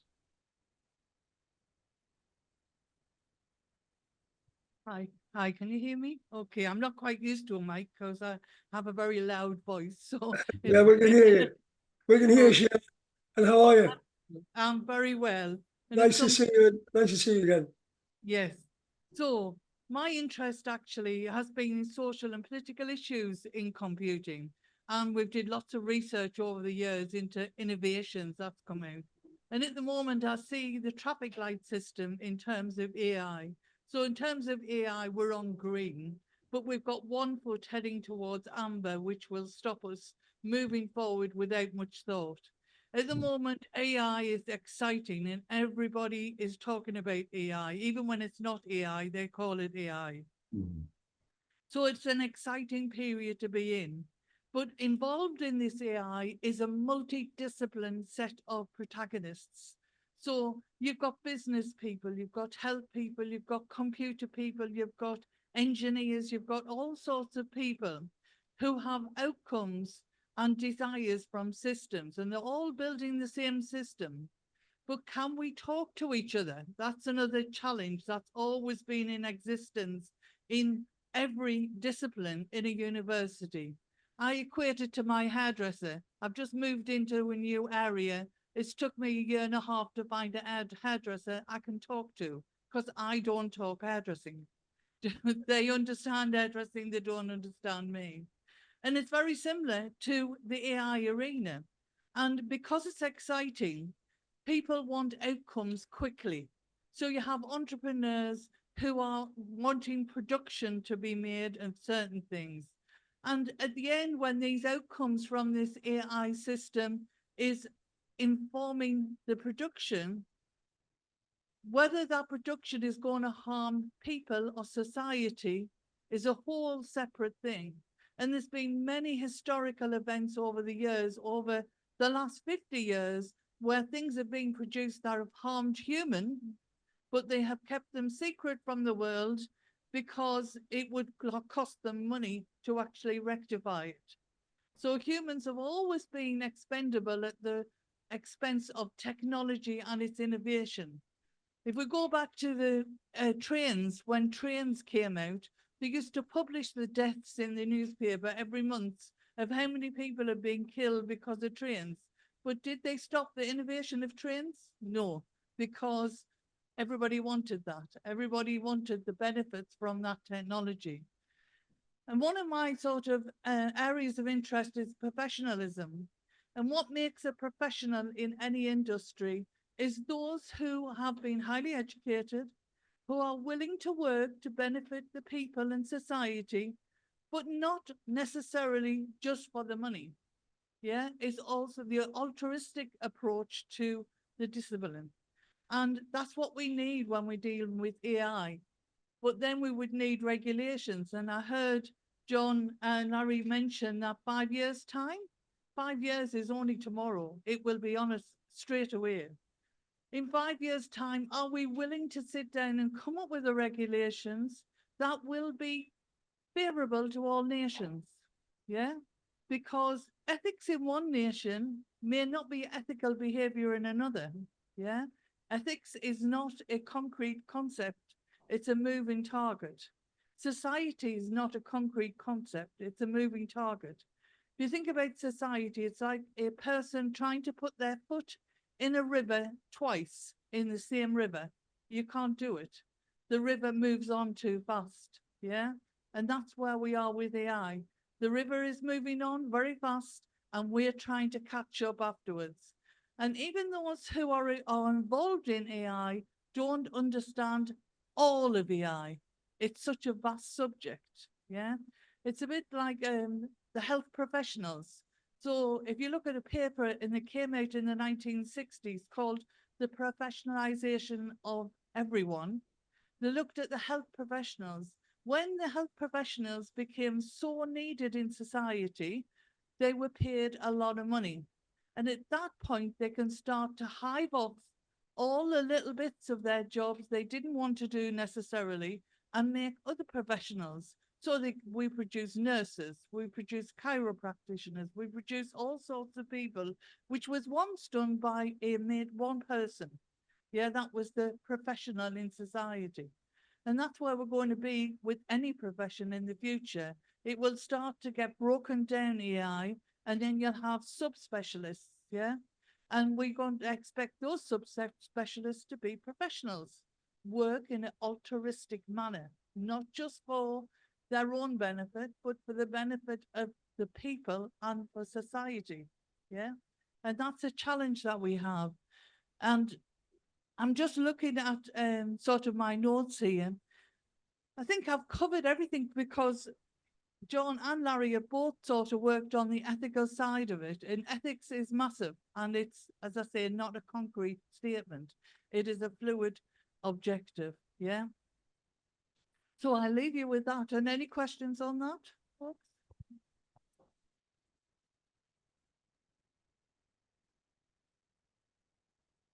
But thanks, Sheila. That's really insightful stuff. And I've got a few comments to make, if I may, in response to that. It's really interesting you're talking about there about how the concept of ethics is one which is not a constant picture. And when Larry and I were setting up the Journal on AI and Ethics, one of the journeys we went on, remember, I'm not a philosopher. I come from a background of computer science and engineering, and so does Larry, and physics. So we're kind of we were the doing guys. We weren't the philosophers and the debating abstract concepts. But it was interesting for us to learn, really. We tried to establish a journal that was going to be a useful tool to a wide range of communities, including the public, actually, who could understand what these issues are and try and therefore develop and use and be aware of AI in a better way. And on that journey, we became much more conscious of the fact that, as you quite rightly say, ethics is not a fixed concept and can have specific differences in context and in culture. One example of that is the Chinese view, or let's say a Far Eastern view, where ethics is based much more around a Confucian concept, and as a result is somewhat different to a kind of standard Western view of ethics. It's every bit as valid as the Western view, but it has differences in context and culture. And indeed, Larry and I, as we were going through this journey, became much more aware of the need to consider, for example, context of the global South or the continent of Africa and what that means. And indeed in the Caribbean now, you know, there are context and culture differences. So I think that's a very good point, well made, and thanks for that. There is no doubt that the development of AI, and certainly in this sudden explosion of generative AI, is an example where the corporates are pursuing profit over public good. And I didn't get into the details because it's just a short presentation, but I could talk till the cows come home around some of the examples where the companies who are developing AI, these AI tools, OpenAI being a specific example. Sam Altman, the chief executive of OpenAI, knew that when GPT-2 was introduced, it was deeply flawed, and they were well aware of that. But they were concerned that Google were about to introduce or release their version of a large language model, and so they simply released ChatGPT-2 into the market without any protections around those flows. And some of those flows have led to people dying. There's a good question to ask you. I mean, I wonder if Bernadette can do this for us. I'd be interested to know in the hall there, how many people, if you just do a kind of show of hands, how many people in the hall have actually used ChatGPT at all? How many people had it go? Almost everyone has. Almost Almost everyone. And Now, that's online, I'm that's sure. kind of- you- that's kind of what I expected. How many people, and I'm interested again in a show of hands, how many people found that when they were interacting with ChatGPT, it felt like they were talking to a person? Raise your hand if you felt you were talking to a person. Not many. Not many. Well, that's good to know, because you're not. When you're interacting with ChatGPT, you are not interacting with a sentient being. You're not interacting with a person. It's not a sentient entity with its own consciousness. What you're doing is interacting with what is a very, very large and complicated and sophisticated mathematical model. And it's important to understand that for this reason, because sometimes it produces outputs, and the phrase is inaccurate or harmful. Now, if you were going to buy an aircraft and they said, look, we can sell you this airplane, but the navigation system sometimes takes you somewhere that you weren't intending to go, and sometimes it crashes, but it's only sometimes, so it's okay. You wouldn't really want to get on that aircraft when you wouldn't want to buy it. But that was kind of the approach that these companies took to the early releases of these models. And in fact, there are some flaws which are now developing and getting worse as the models, these different releases, because the outputs of the models are being used as inputs to the models. So increasingly, the models are being trained on their own outputs. Previously, the original releases were trained on a body of human knowledge. And as we said earlier on, some of that was actually done without the permission of the people who created that knowledge. So there are copyright issues and intellectual property issues. But the models are now being trained on their own outputs. And so they're embedding these flaws as they kind of develop. And that's become quite a significant problem. And you might be interested to know that there's a development now to move away from large language models to small language models, or even what are referred to as tiny language models. And what that would mean is something which is more domain specific and is less likely to produce the wrong or harmful outputs that these large models are prone to create. So, for example, in tourism, that might mean that someone develops a smaller model using the generative AI technology, but designed specifically in this domain, which is much more effective. And I can see that might be one of the areas of research that we could look at UCC and see how we could take that forward. And just one more comment, I'm going to ask Larry to comment as well. You talked about the desire for quick outcomes. Sheila mentioned that just now. And the desire for quick outcomes is almost always the pathway to poor development, poor use, and poor results. And then what happens is the big hype bubble bursts. Everybody says, look, AI, everybody wants to get an AI. That's the way, AI. Even if it's not AI, call it AI. And we'll get more money involved, everybody will be involved, be excited by it. But if the AI is poorly developed, and some of that goes to what Larry was saying about human-centered design, AI tools which are developed ethically to ensure that the potential harms have been managed and mitigated. And most of those early models have not been developed that way. And I could give you lots of examples of that. Then they've been poorly implemented. And so they're not being used to optimize either the data or the inputs and outputs. And the result, of course, is you get poor results. And then people say, well, AI is rubbish. Look at this. This is all, what did we waste our time on that for? And AI, in fact, has been through this cycle before. In the 1980s and early 1990s, what were called expert systems, which were rule-based, predicate logic AI, were being poorly designed, poorly developed, and poorly used. And then there was a big, hype around them through the sort of early 80s up to the late 80s, early 90s. And then that bubble burst because people couldn't get the results they wanted. And we are in danger, I think, of seeing this huge hype around generative AI, creating this big bubble of commercial investment and indeed R&D, and then that bubble bursting. And the way to avoid that is to be much more clear about the need to develop and use AI systems in much more appropriate ways. And that's one of the things that Larry and I advocate a lot. Larry. Oh, if I could bring back the educational perspective too. Schools initially would say they're going to ban GPT or other products, from the school. But what was needed was, and we're seeing more of that now, is actually educating the students on how to use it. And it's really similar to what we've had with computers forever, is the garbage in, garbage out. You have to look at the results and think about, does it make any sense?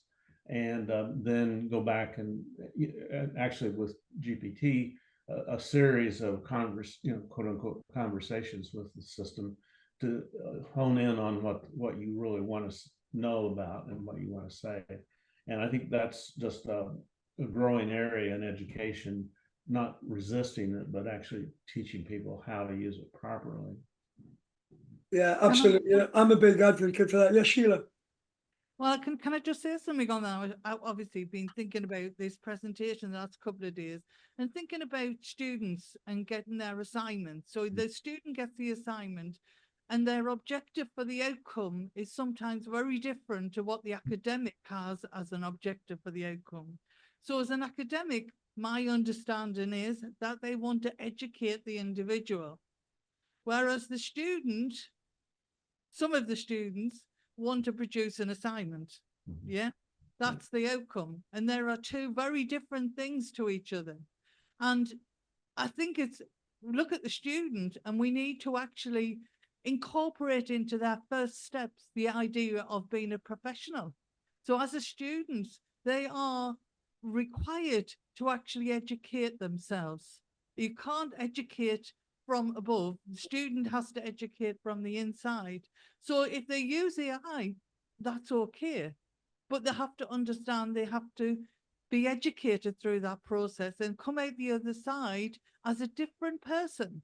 So when you come in as a student, you come in uneducated. By the time you come out at the other end, you should be something different. You should have a different mindset. You should have a different breadth of knowledge and questioning. You should be a free thinker, yeah?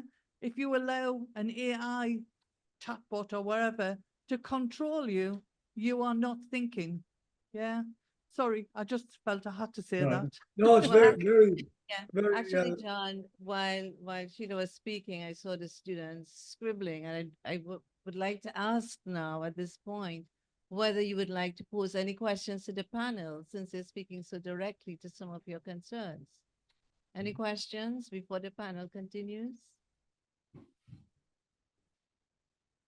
Don't be shy, come up to the microphone. Do we have any questions online? Yes? No? Not yet? Okay. Continue, John. Thanks. Yeah, just on that issue of education, Bernadette, this will be a tough one, but I wonder if you'll do this again for us on a show of hands.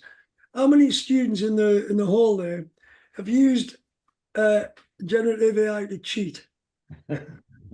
Oh, show of hands. Everybody prepared to admit it?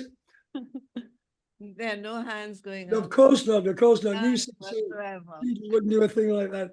In fact, here's an honest statement from me.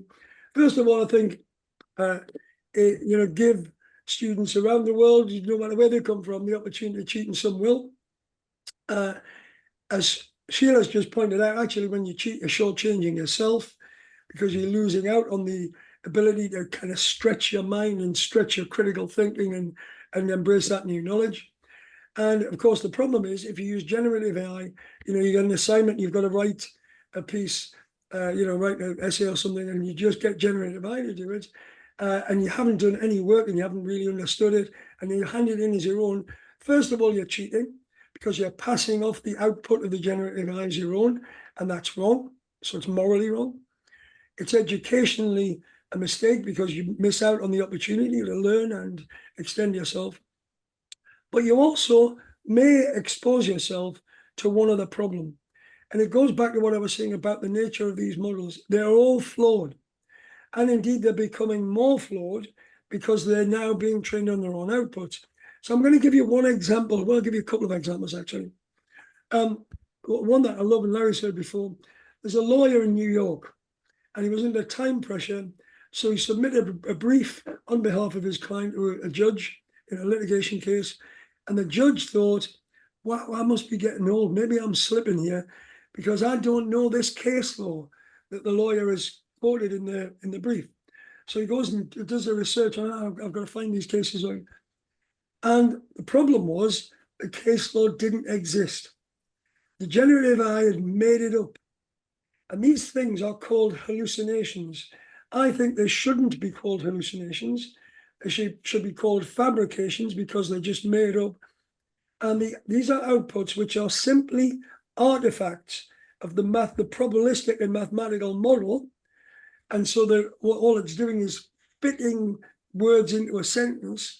And the fact that these things don't actually exist, they're just not true, means nothing to a model which doesn't understand what it's doing. It's just the output of a mathematical model. The lawyer in this case was at risk of being disbarred. In fact, he was taken by the judge, and he apologized and said, look, I was in a real time pressure and I used this tool without understanding it. And so the judge made a big case of it, but the lawyer was fined, I think, of $5,000. But the judge made a big statement about this to everyone, said, look, I fined this guy, but now the rest of you know this is not acceptable. And if anybody else does it, you will be disbarred.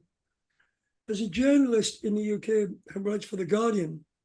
She wanted to try this tool out. This was ChatGPT 3. And she got a subject, and she asked the AI tool to write an 800-word article under her name in her style on this particular subject. And it did. And in it included 2 references to previous articles written by her, neither of which exist. Neither of which exist. Now you can understand, and I hope the students in the hall understand, why, therefore, it is important not to just miss out on the educational opportunity and not to do the morally wrong thing of pass something off as your own when it's not, but in fact to look and critique at the outputs of the AI tools when you use them, to understand where the good bits are and what the good uses of the AI are, but also to understand where the flaws are and where the banana skins might be. And that leads to exactly what Larry was saying, and certainly Larry and I have talked about this before and strongly advocate for this. Rather than saying to students, you cannot use generative AI to produce responses to work that's been set in the educational process, actually include it specifically. We want you to use generative AI. We want you to understand how to use these tools properly, but we want you to critique the outputs. Show us where you think this was good, where you think it was bad. Show us where you find flaws in the outputs when it's things like references or, prior cases making reference to other stuff. Go and check that it actually exists and find out if it does or it doesn't. Because there is no doubt the students currently studying at UCC and the next generation of students studying at UCC, when they get into work, these are tools that they're going to be using all of the time. So far better, rather than trying to ban the use of generative AI, or indeed police the use of generative AI, far better to embrace it into the educational process and actually educate the students on using it well and using it properly. And because the presentation was short, I didn't include, I could show you some of the outputs of Gen AI, which are produced from only one short sentence. And some of it is astonishing stuff. But the power is to be able to, those what are called prompts, those usually you either ask it a question or you give it an instruction. Yeah. And those are referred to as prompts. And now there's a whole new field developing. These are new jobs being created as a result of AI called prompt engineering. So learning how to use the prompts, often in a nested way, to refine the results, to get really good outputs.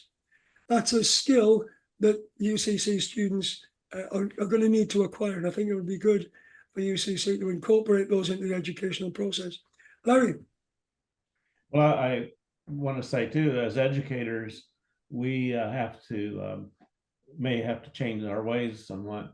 You know, rather than saying the assignment is to produce a paper on some topic, you know, the assignment really, the learning objective is demonstrate that you know how to use a particular tool properly. And so, you know, we have to make better assignments to the students, I think. And this also goes beyond the schools, for in the workforce, for training workers and so on. That there's that process of using a tool is what they need to do, need to learn. And unfortunately, I've seen some demos from companies about these great products that it's just a package, you know, and you put data into it and you get results. And they're making these easier and easier to use. However, they're not really showing people how to use it. It's like prescribing medicine, but not giving instructions on how to use it. I think that's a really important area that industry has to really address. Absolutely. So developing those skills as part of the educational process is something I highly commend to the students. There's a personal responsibility to the students, as there always has been. The old analogy is you don't get fit by simply buying a gym membership but never going. The only way you'll educate yourself and extend yourself is you can roll up as a student and turn up in class. But if you're only going to use kind of, you know, cutting corners, you're never going to get as knowledgeable and as educated as you could be. So there's a real responsibility to understand what these tools are, what they're not, where their benefits are and where their pitfalls are, and really get to understand them better so you can use them well for the future. Sheila, I think you wanted to say something there. Can I just ask the last question? What do you think about innovations that might be in the future is to use more humans? Because there's a bit of a revolution going on in the UK at the moment with supermarkets. So in supermarkets, they automated the tills, so you actually cashed your own groceries out all the time. And sometimes you never saw a cashier at the till. You had to use these self-service tills. Now there's Asda and Waitrose, which are two ends of the supermarket trade, are actually stopping doing that. And they realize that people want humans at the tills and they're not going to have any self-service tills. So I think that could be an innovation for the future in tourism, when to understand that humans are needed as part of the experience and when not to have them. So for me personally, if I go on holiday, it's meeting the new people. That's part of the enjoyment. If I'm automated, if I go onto a website and it doesn't work within 30 seconds, I will not use it. Yeah. And that's the danger that we're going down, is that have no human face in front of us. And AI can stop all of that, but there could be innovation in the future by using humans more, or more selectively. Yeah. As I mentioned, when I was talking about the potential negative impacts of AI, one of the points I made was the loss of the human touch. So my view is all disruptive technologies, and I think we would all recognize that there is no doubt that AI is probably the most disruptive technology of our current age. I don't think there's any doubt about that. All disruptive technologies at every stage of human progress, any point where disruptive technologies have come in and done the disruption that they bring to society, there've been kind of winners and losers, and there's been a learning process, and some of that has been quite painful. So one of the analogies I use is here in the UK, when street lighting was still run by gas. One of the, and by the way, street lighting, you can show the correlations. The introduction of street lighting had a massive impact on public health and public safety. So it was a real positive thing, but it was run by gas. And one of the jobs that used to exist was a guy that went round with a long pole and he actually lit a street lamp, a gas lamp lighter. That was his job. And then electricity came along. And of course, there was no longer any need for the gas lamp lighter. So I don't think anybody in retrospect would say that the development of electricity was a negative overall. It's brought, so many positive things in society. But the gas lamp lighter probably didn't think that, because he lost his job, and there was no equivalent role for him as the new industry of electricity kind of expanded into society. So he didn't simply lose that job but get another job. He lost his role, he lost his livelihood. And there are many examples of disruption causing those problems across society. The fact that new jobs are created by AI, like prompt engineering, doesn't necessarily help the person who loses their job, because now some of the work that was being done by a person is now able to be done by an automated system. My own view is that AI is not largely going to completely replace any of these roles, but what it will do is become a tool to help people do those roles better, and it will change some of the work that they do. There may be, in this disruptive process, there will be some losers, and there will be some people who lose their jobs as business efficiencies are realised and some of the organisations automate some processes. But there will also be new work created, and that will be new high-value work. But the people who lose those jobs don't necessarily benefit from that.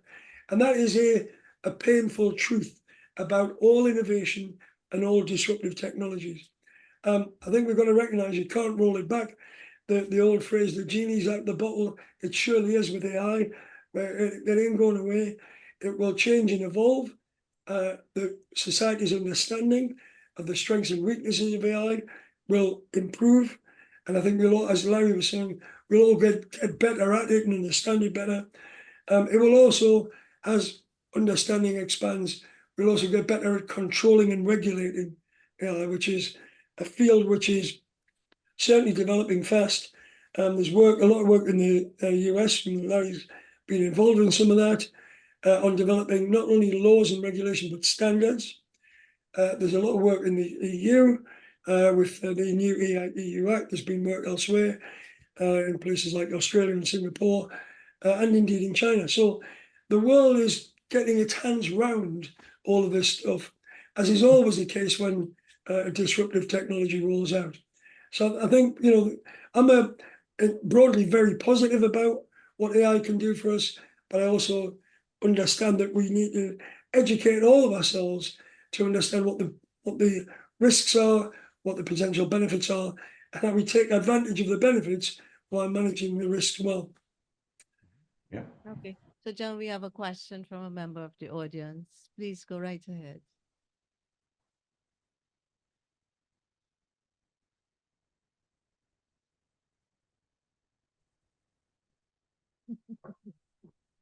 So we can't, I don't know if Larry could, but I can't hear a I question. don't think your microphone is on. Can you hear me now? Yes. Yes. Okay.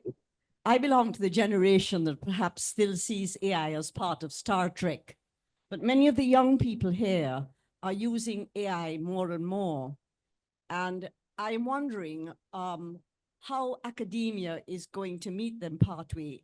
Is academia looking at AI as a tool of research? And if so, does it have a responsibility to become involved and to fine tune it for purposes of academia? Well, in Was my part, question heard? yes, indeed. So I'll have a first tilt at that, and then I'll ask Larry and Sheila to comment. I think the answer is yes, of course, academia must come at least halfway. And I think part of that is about including and embracing AI as part of the educational process I already mentioned, rather than policing AI tools, actually include them as part of the educational process so students are asked to use them, but use them in positive ways to gain an understanding of the the benefits, but also the pitfalls of the tools. Ask them to critique the outputs and see where that takes them, and develop the skills so that when they graduate, they go into the world of work and can use these tools effectively in the work that they do. And I think that's really important. Refining the tools, there's a bit of a conversation. You mentioned research. Certainly, there are useful ways that AI tools can be used to help researchers and indeed to help educators to frame the educational process, set assignments, and indeed to help them with research questions. But I'm not sure that the tools really have been developed and refined in that direction yet. So what we're still currently seeing in research is some inappropriate uses. For example, in the journals that Larry and I edit, submissions coming from academics where it's very clear that generative AI has been used to produce some of that work. Occasionally people are doing reviews of submissions for us, using generative AI to produce the reviews. So that's not really healthy, and we have to deal with that. Sheila, your thoughts? Well, my thoughts, I mean, obviously I was an academic in Northumbria for 23 years, and I was an expert at finding cheats. I never needed a computer to find them. I could look at a piece of paper and know that was not the students. And my experience has been students who cheat actually don't put much effort into the cheating.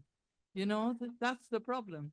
So even sort of there is tools now that you can get one assignment from a chat, from GPT chatbot, and it will be shared out.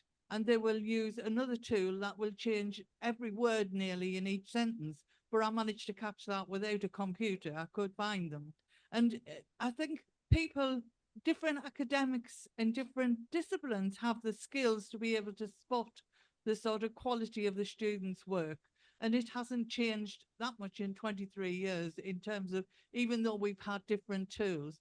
But what I used to do was to personalize the assignment and personalize it with checkpoints throughout the semester so that they had to show their work and their journey of their work to get to the end.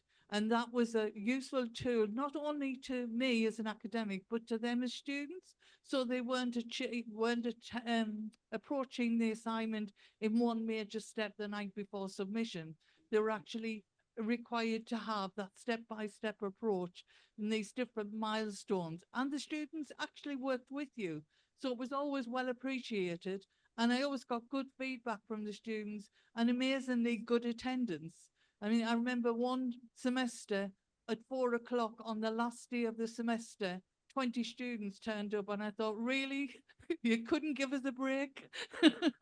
You know, so that was my approach. Personalize it, checkpoints throughout to demonstrate the journey. Thank you. Thanks, Sheila. Larry? Oh, I was going to say something that's a little bit negative, but you know, you two are great teachers and do things like that. But I've been in academia for over 40 years, and I would have to say that faculty are not the type that want to. I think we've lost you there. Oh, sorry. Can you hear me now? No, Oh. no, not yet. Hold on. I don't know if we've got someone. We've got someone working on the volume. Okay. Is that okay now? A little bit better, yeah.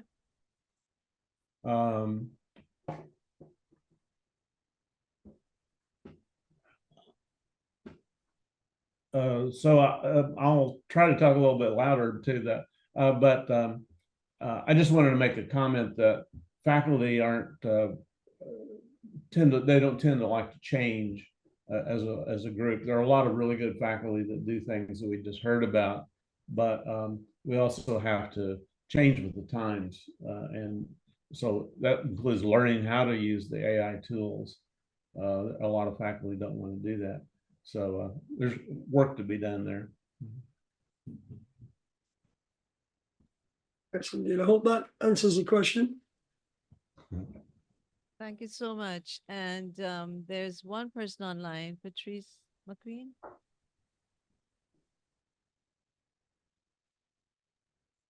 There's one person with a question online.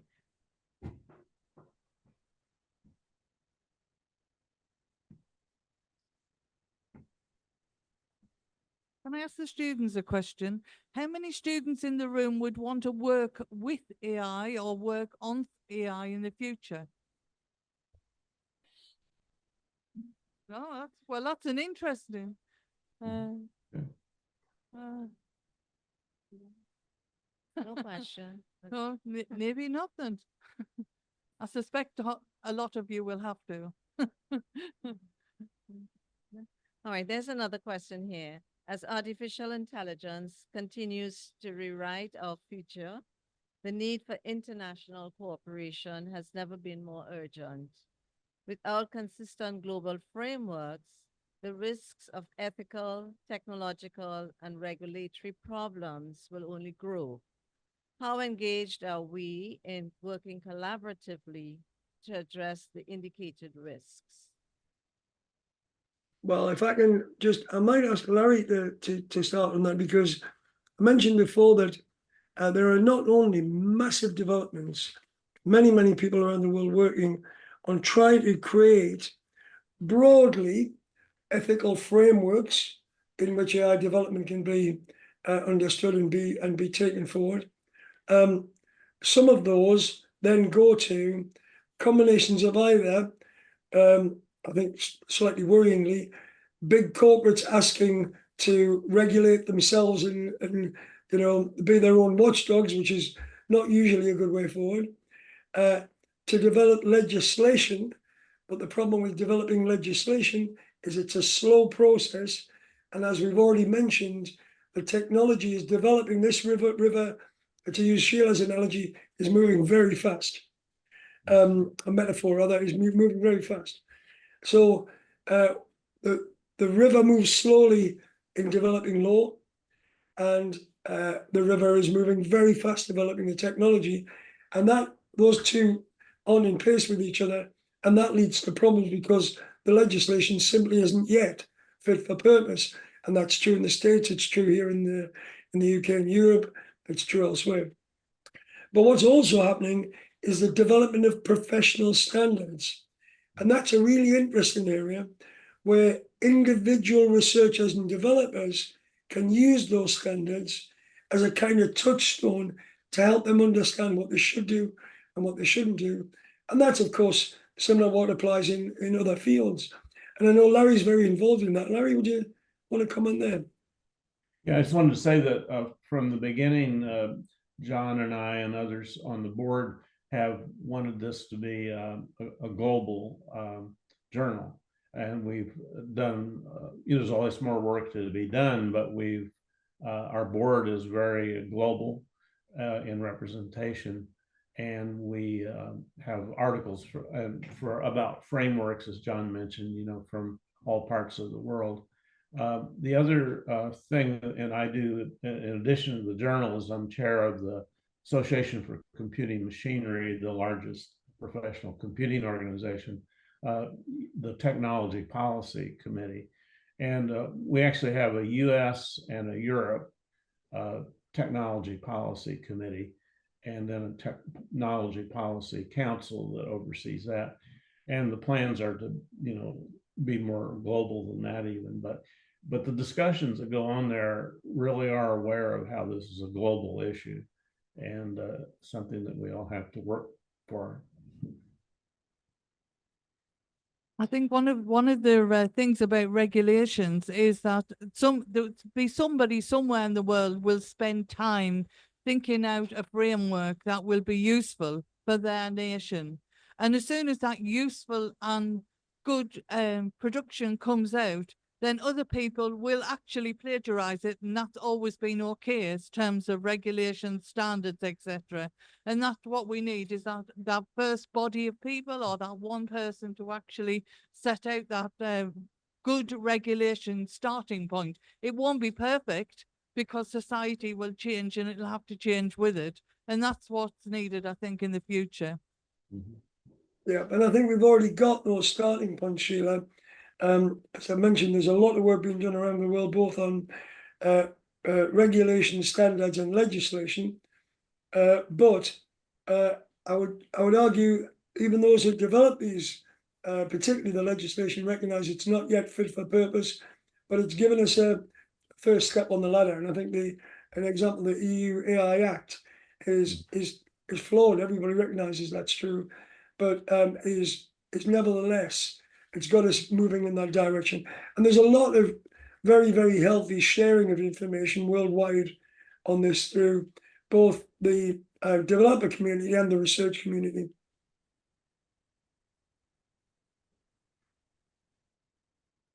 Okay, so John, I think the time has come for any final questions from the audience, whether online or in the hall? No? So as we continue to evolve in the realm of AI, the possibilities are not just exciting, but they seem to be limitless. And for the students in particular, changing the way in which we live, we study, the way in which we work.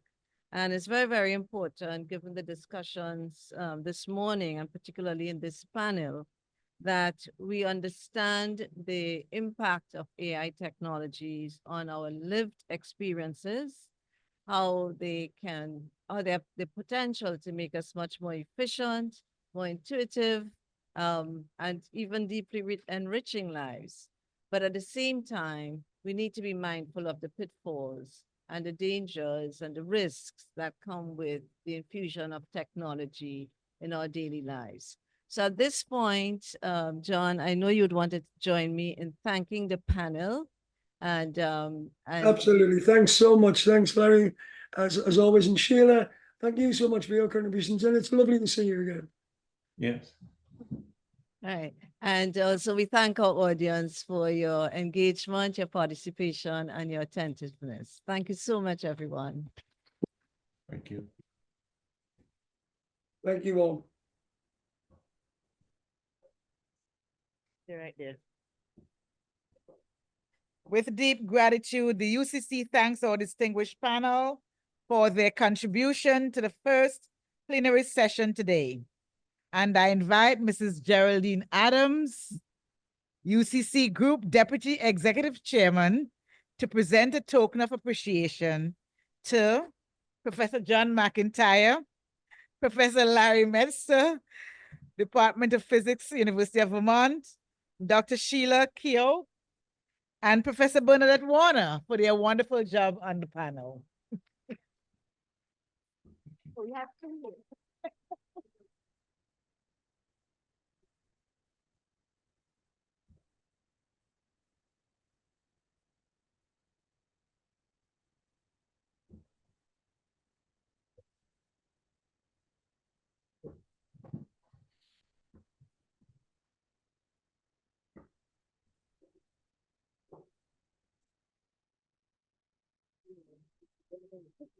Well, okay.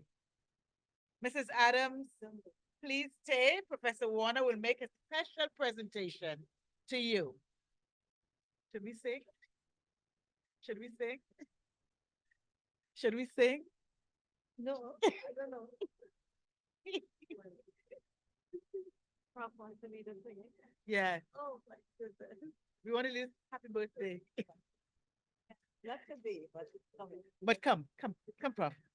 And we're gonna call Prof to lead the singing of happy birthday. Surprise, surprise. I know he loves to sing. So get us going here for happy birthday. Indeed, this is wonderful. Happy birthday, Mrs. Adams. Let us sing. Happy birthday to you.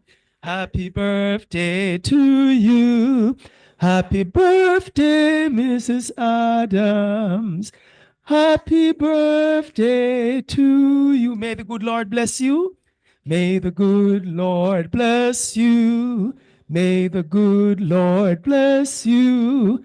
May the good Lord bless you. Happy birthday to you.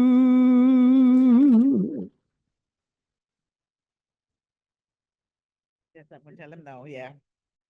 Thank you for a wonderful, wonderful morning session.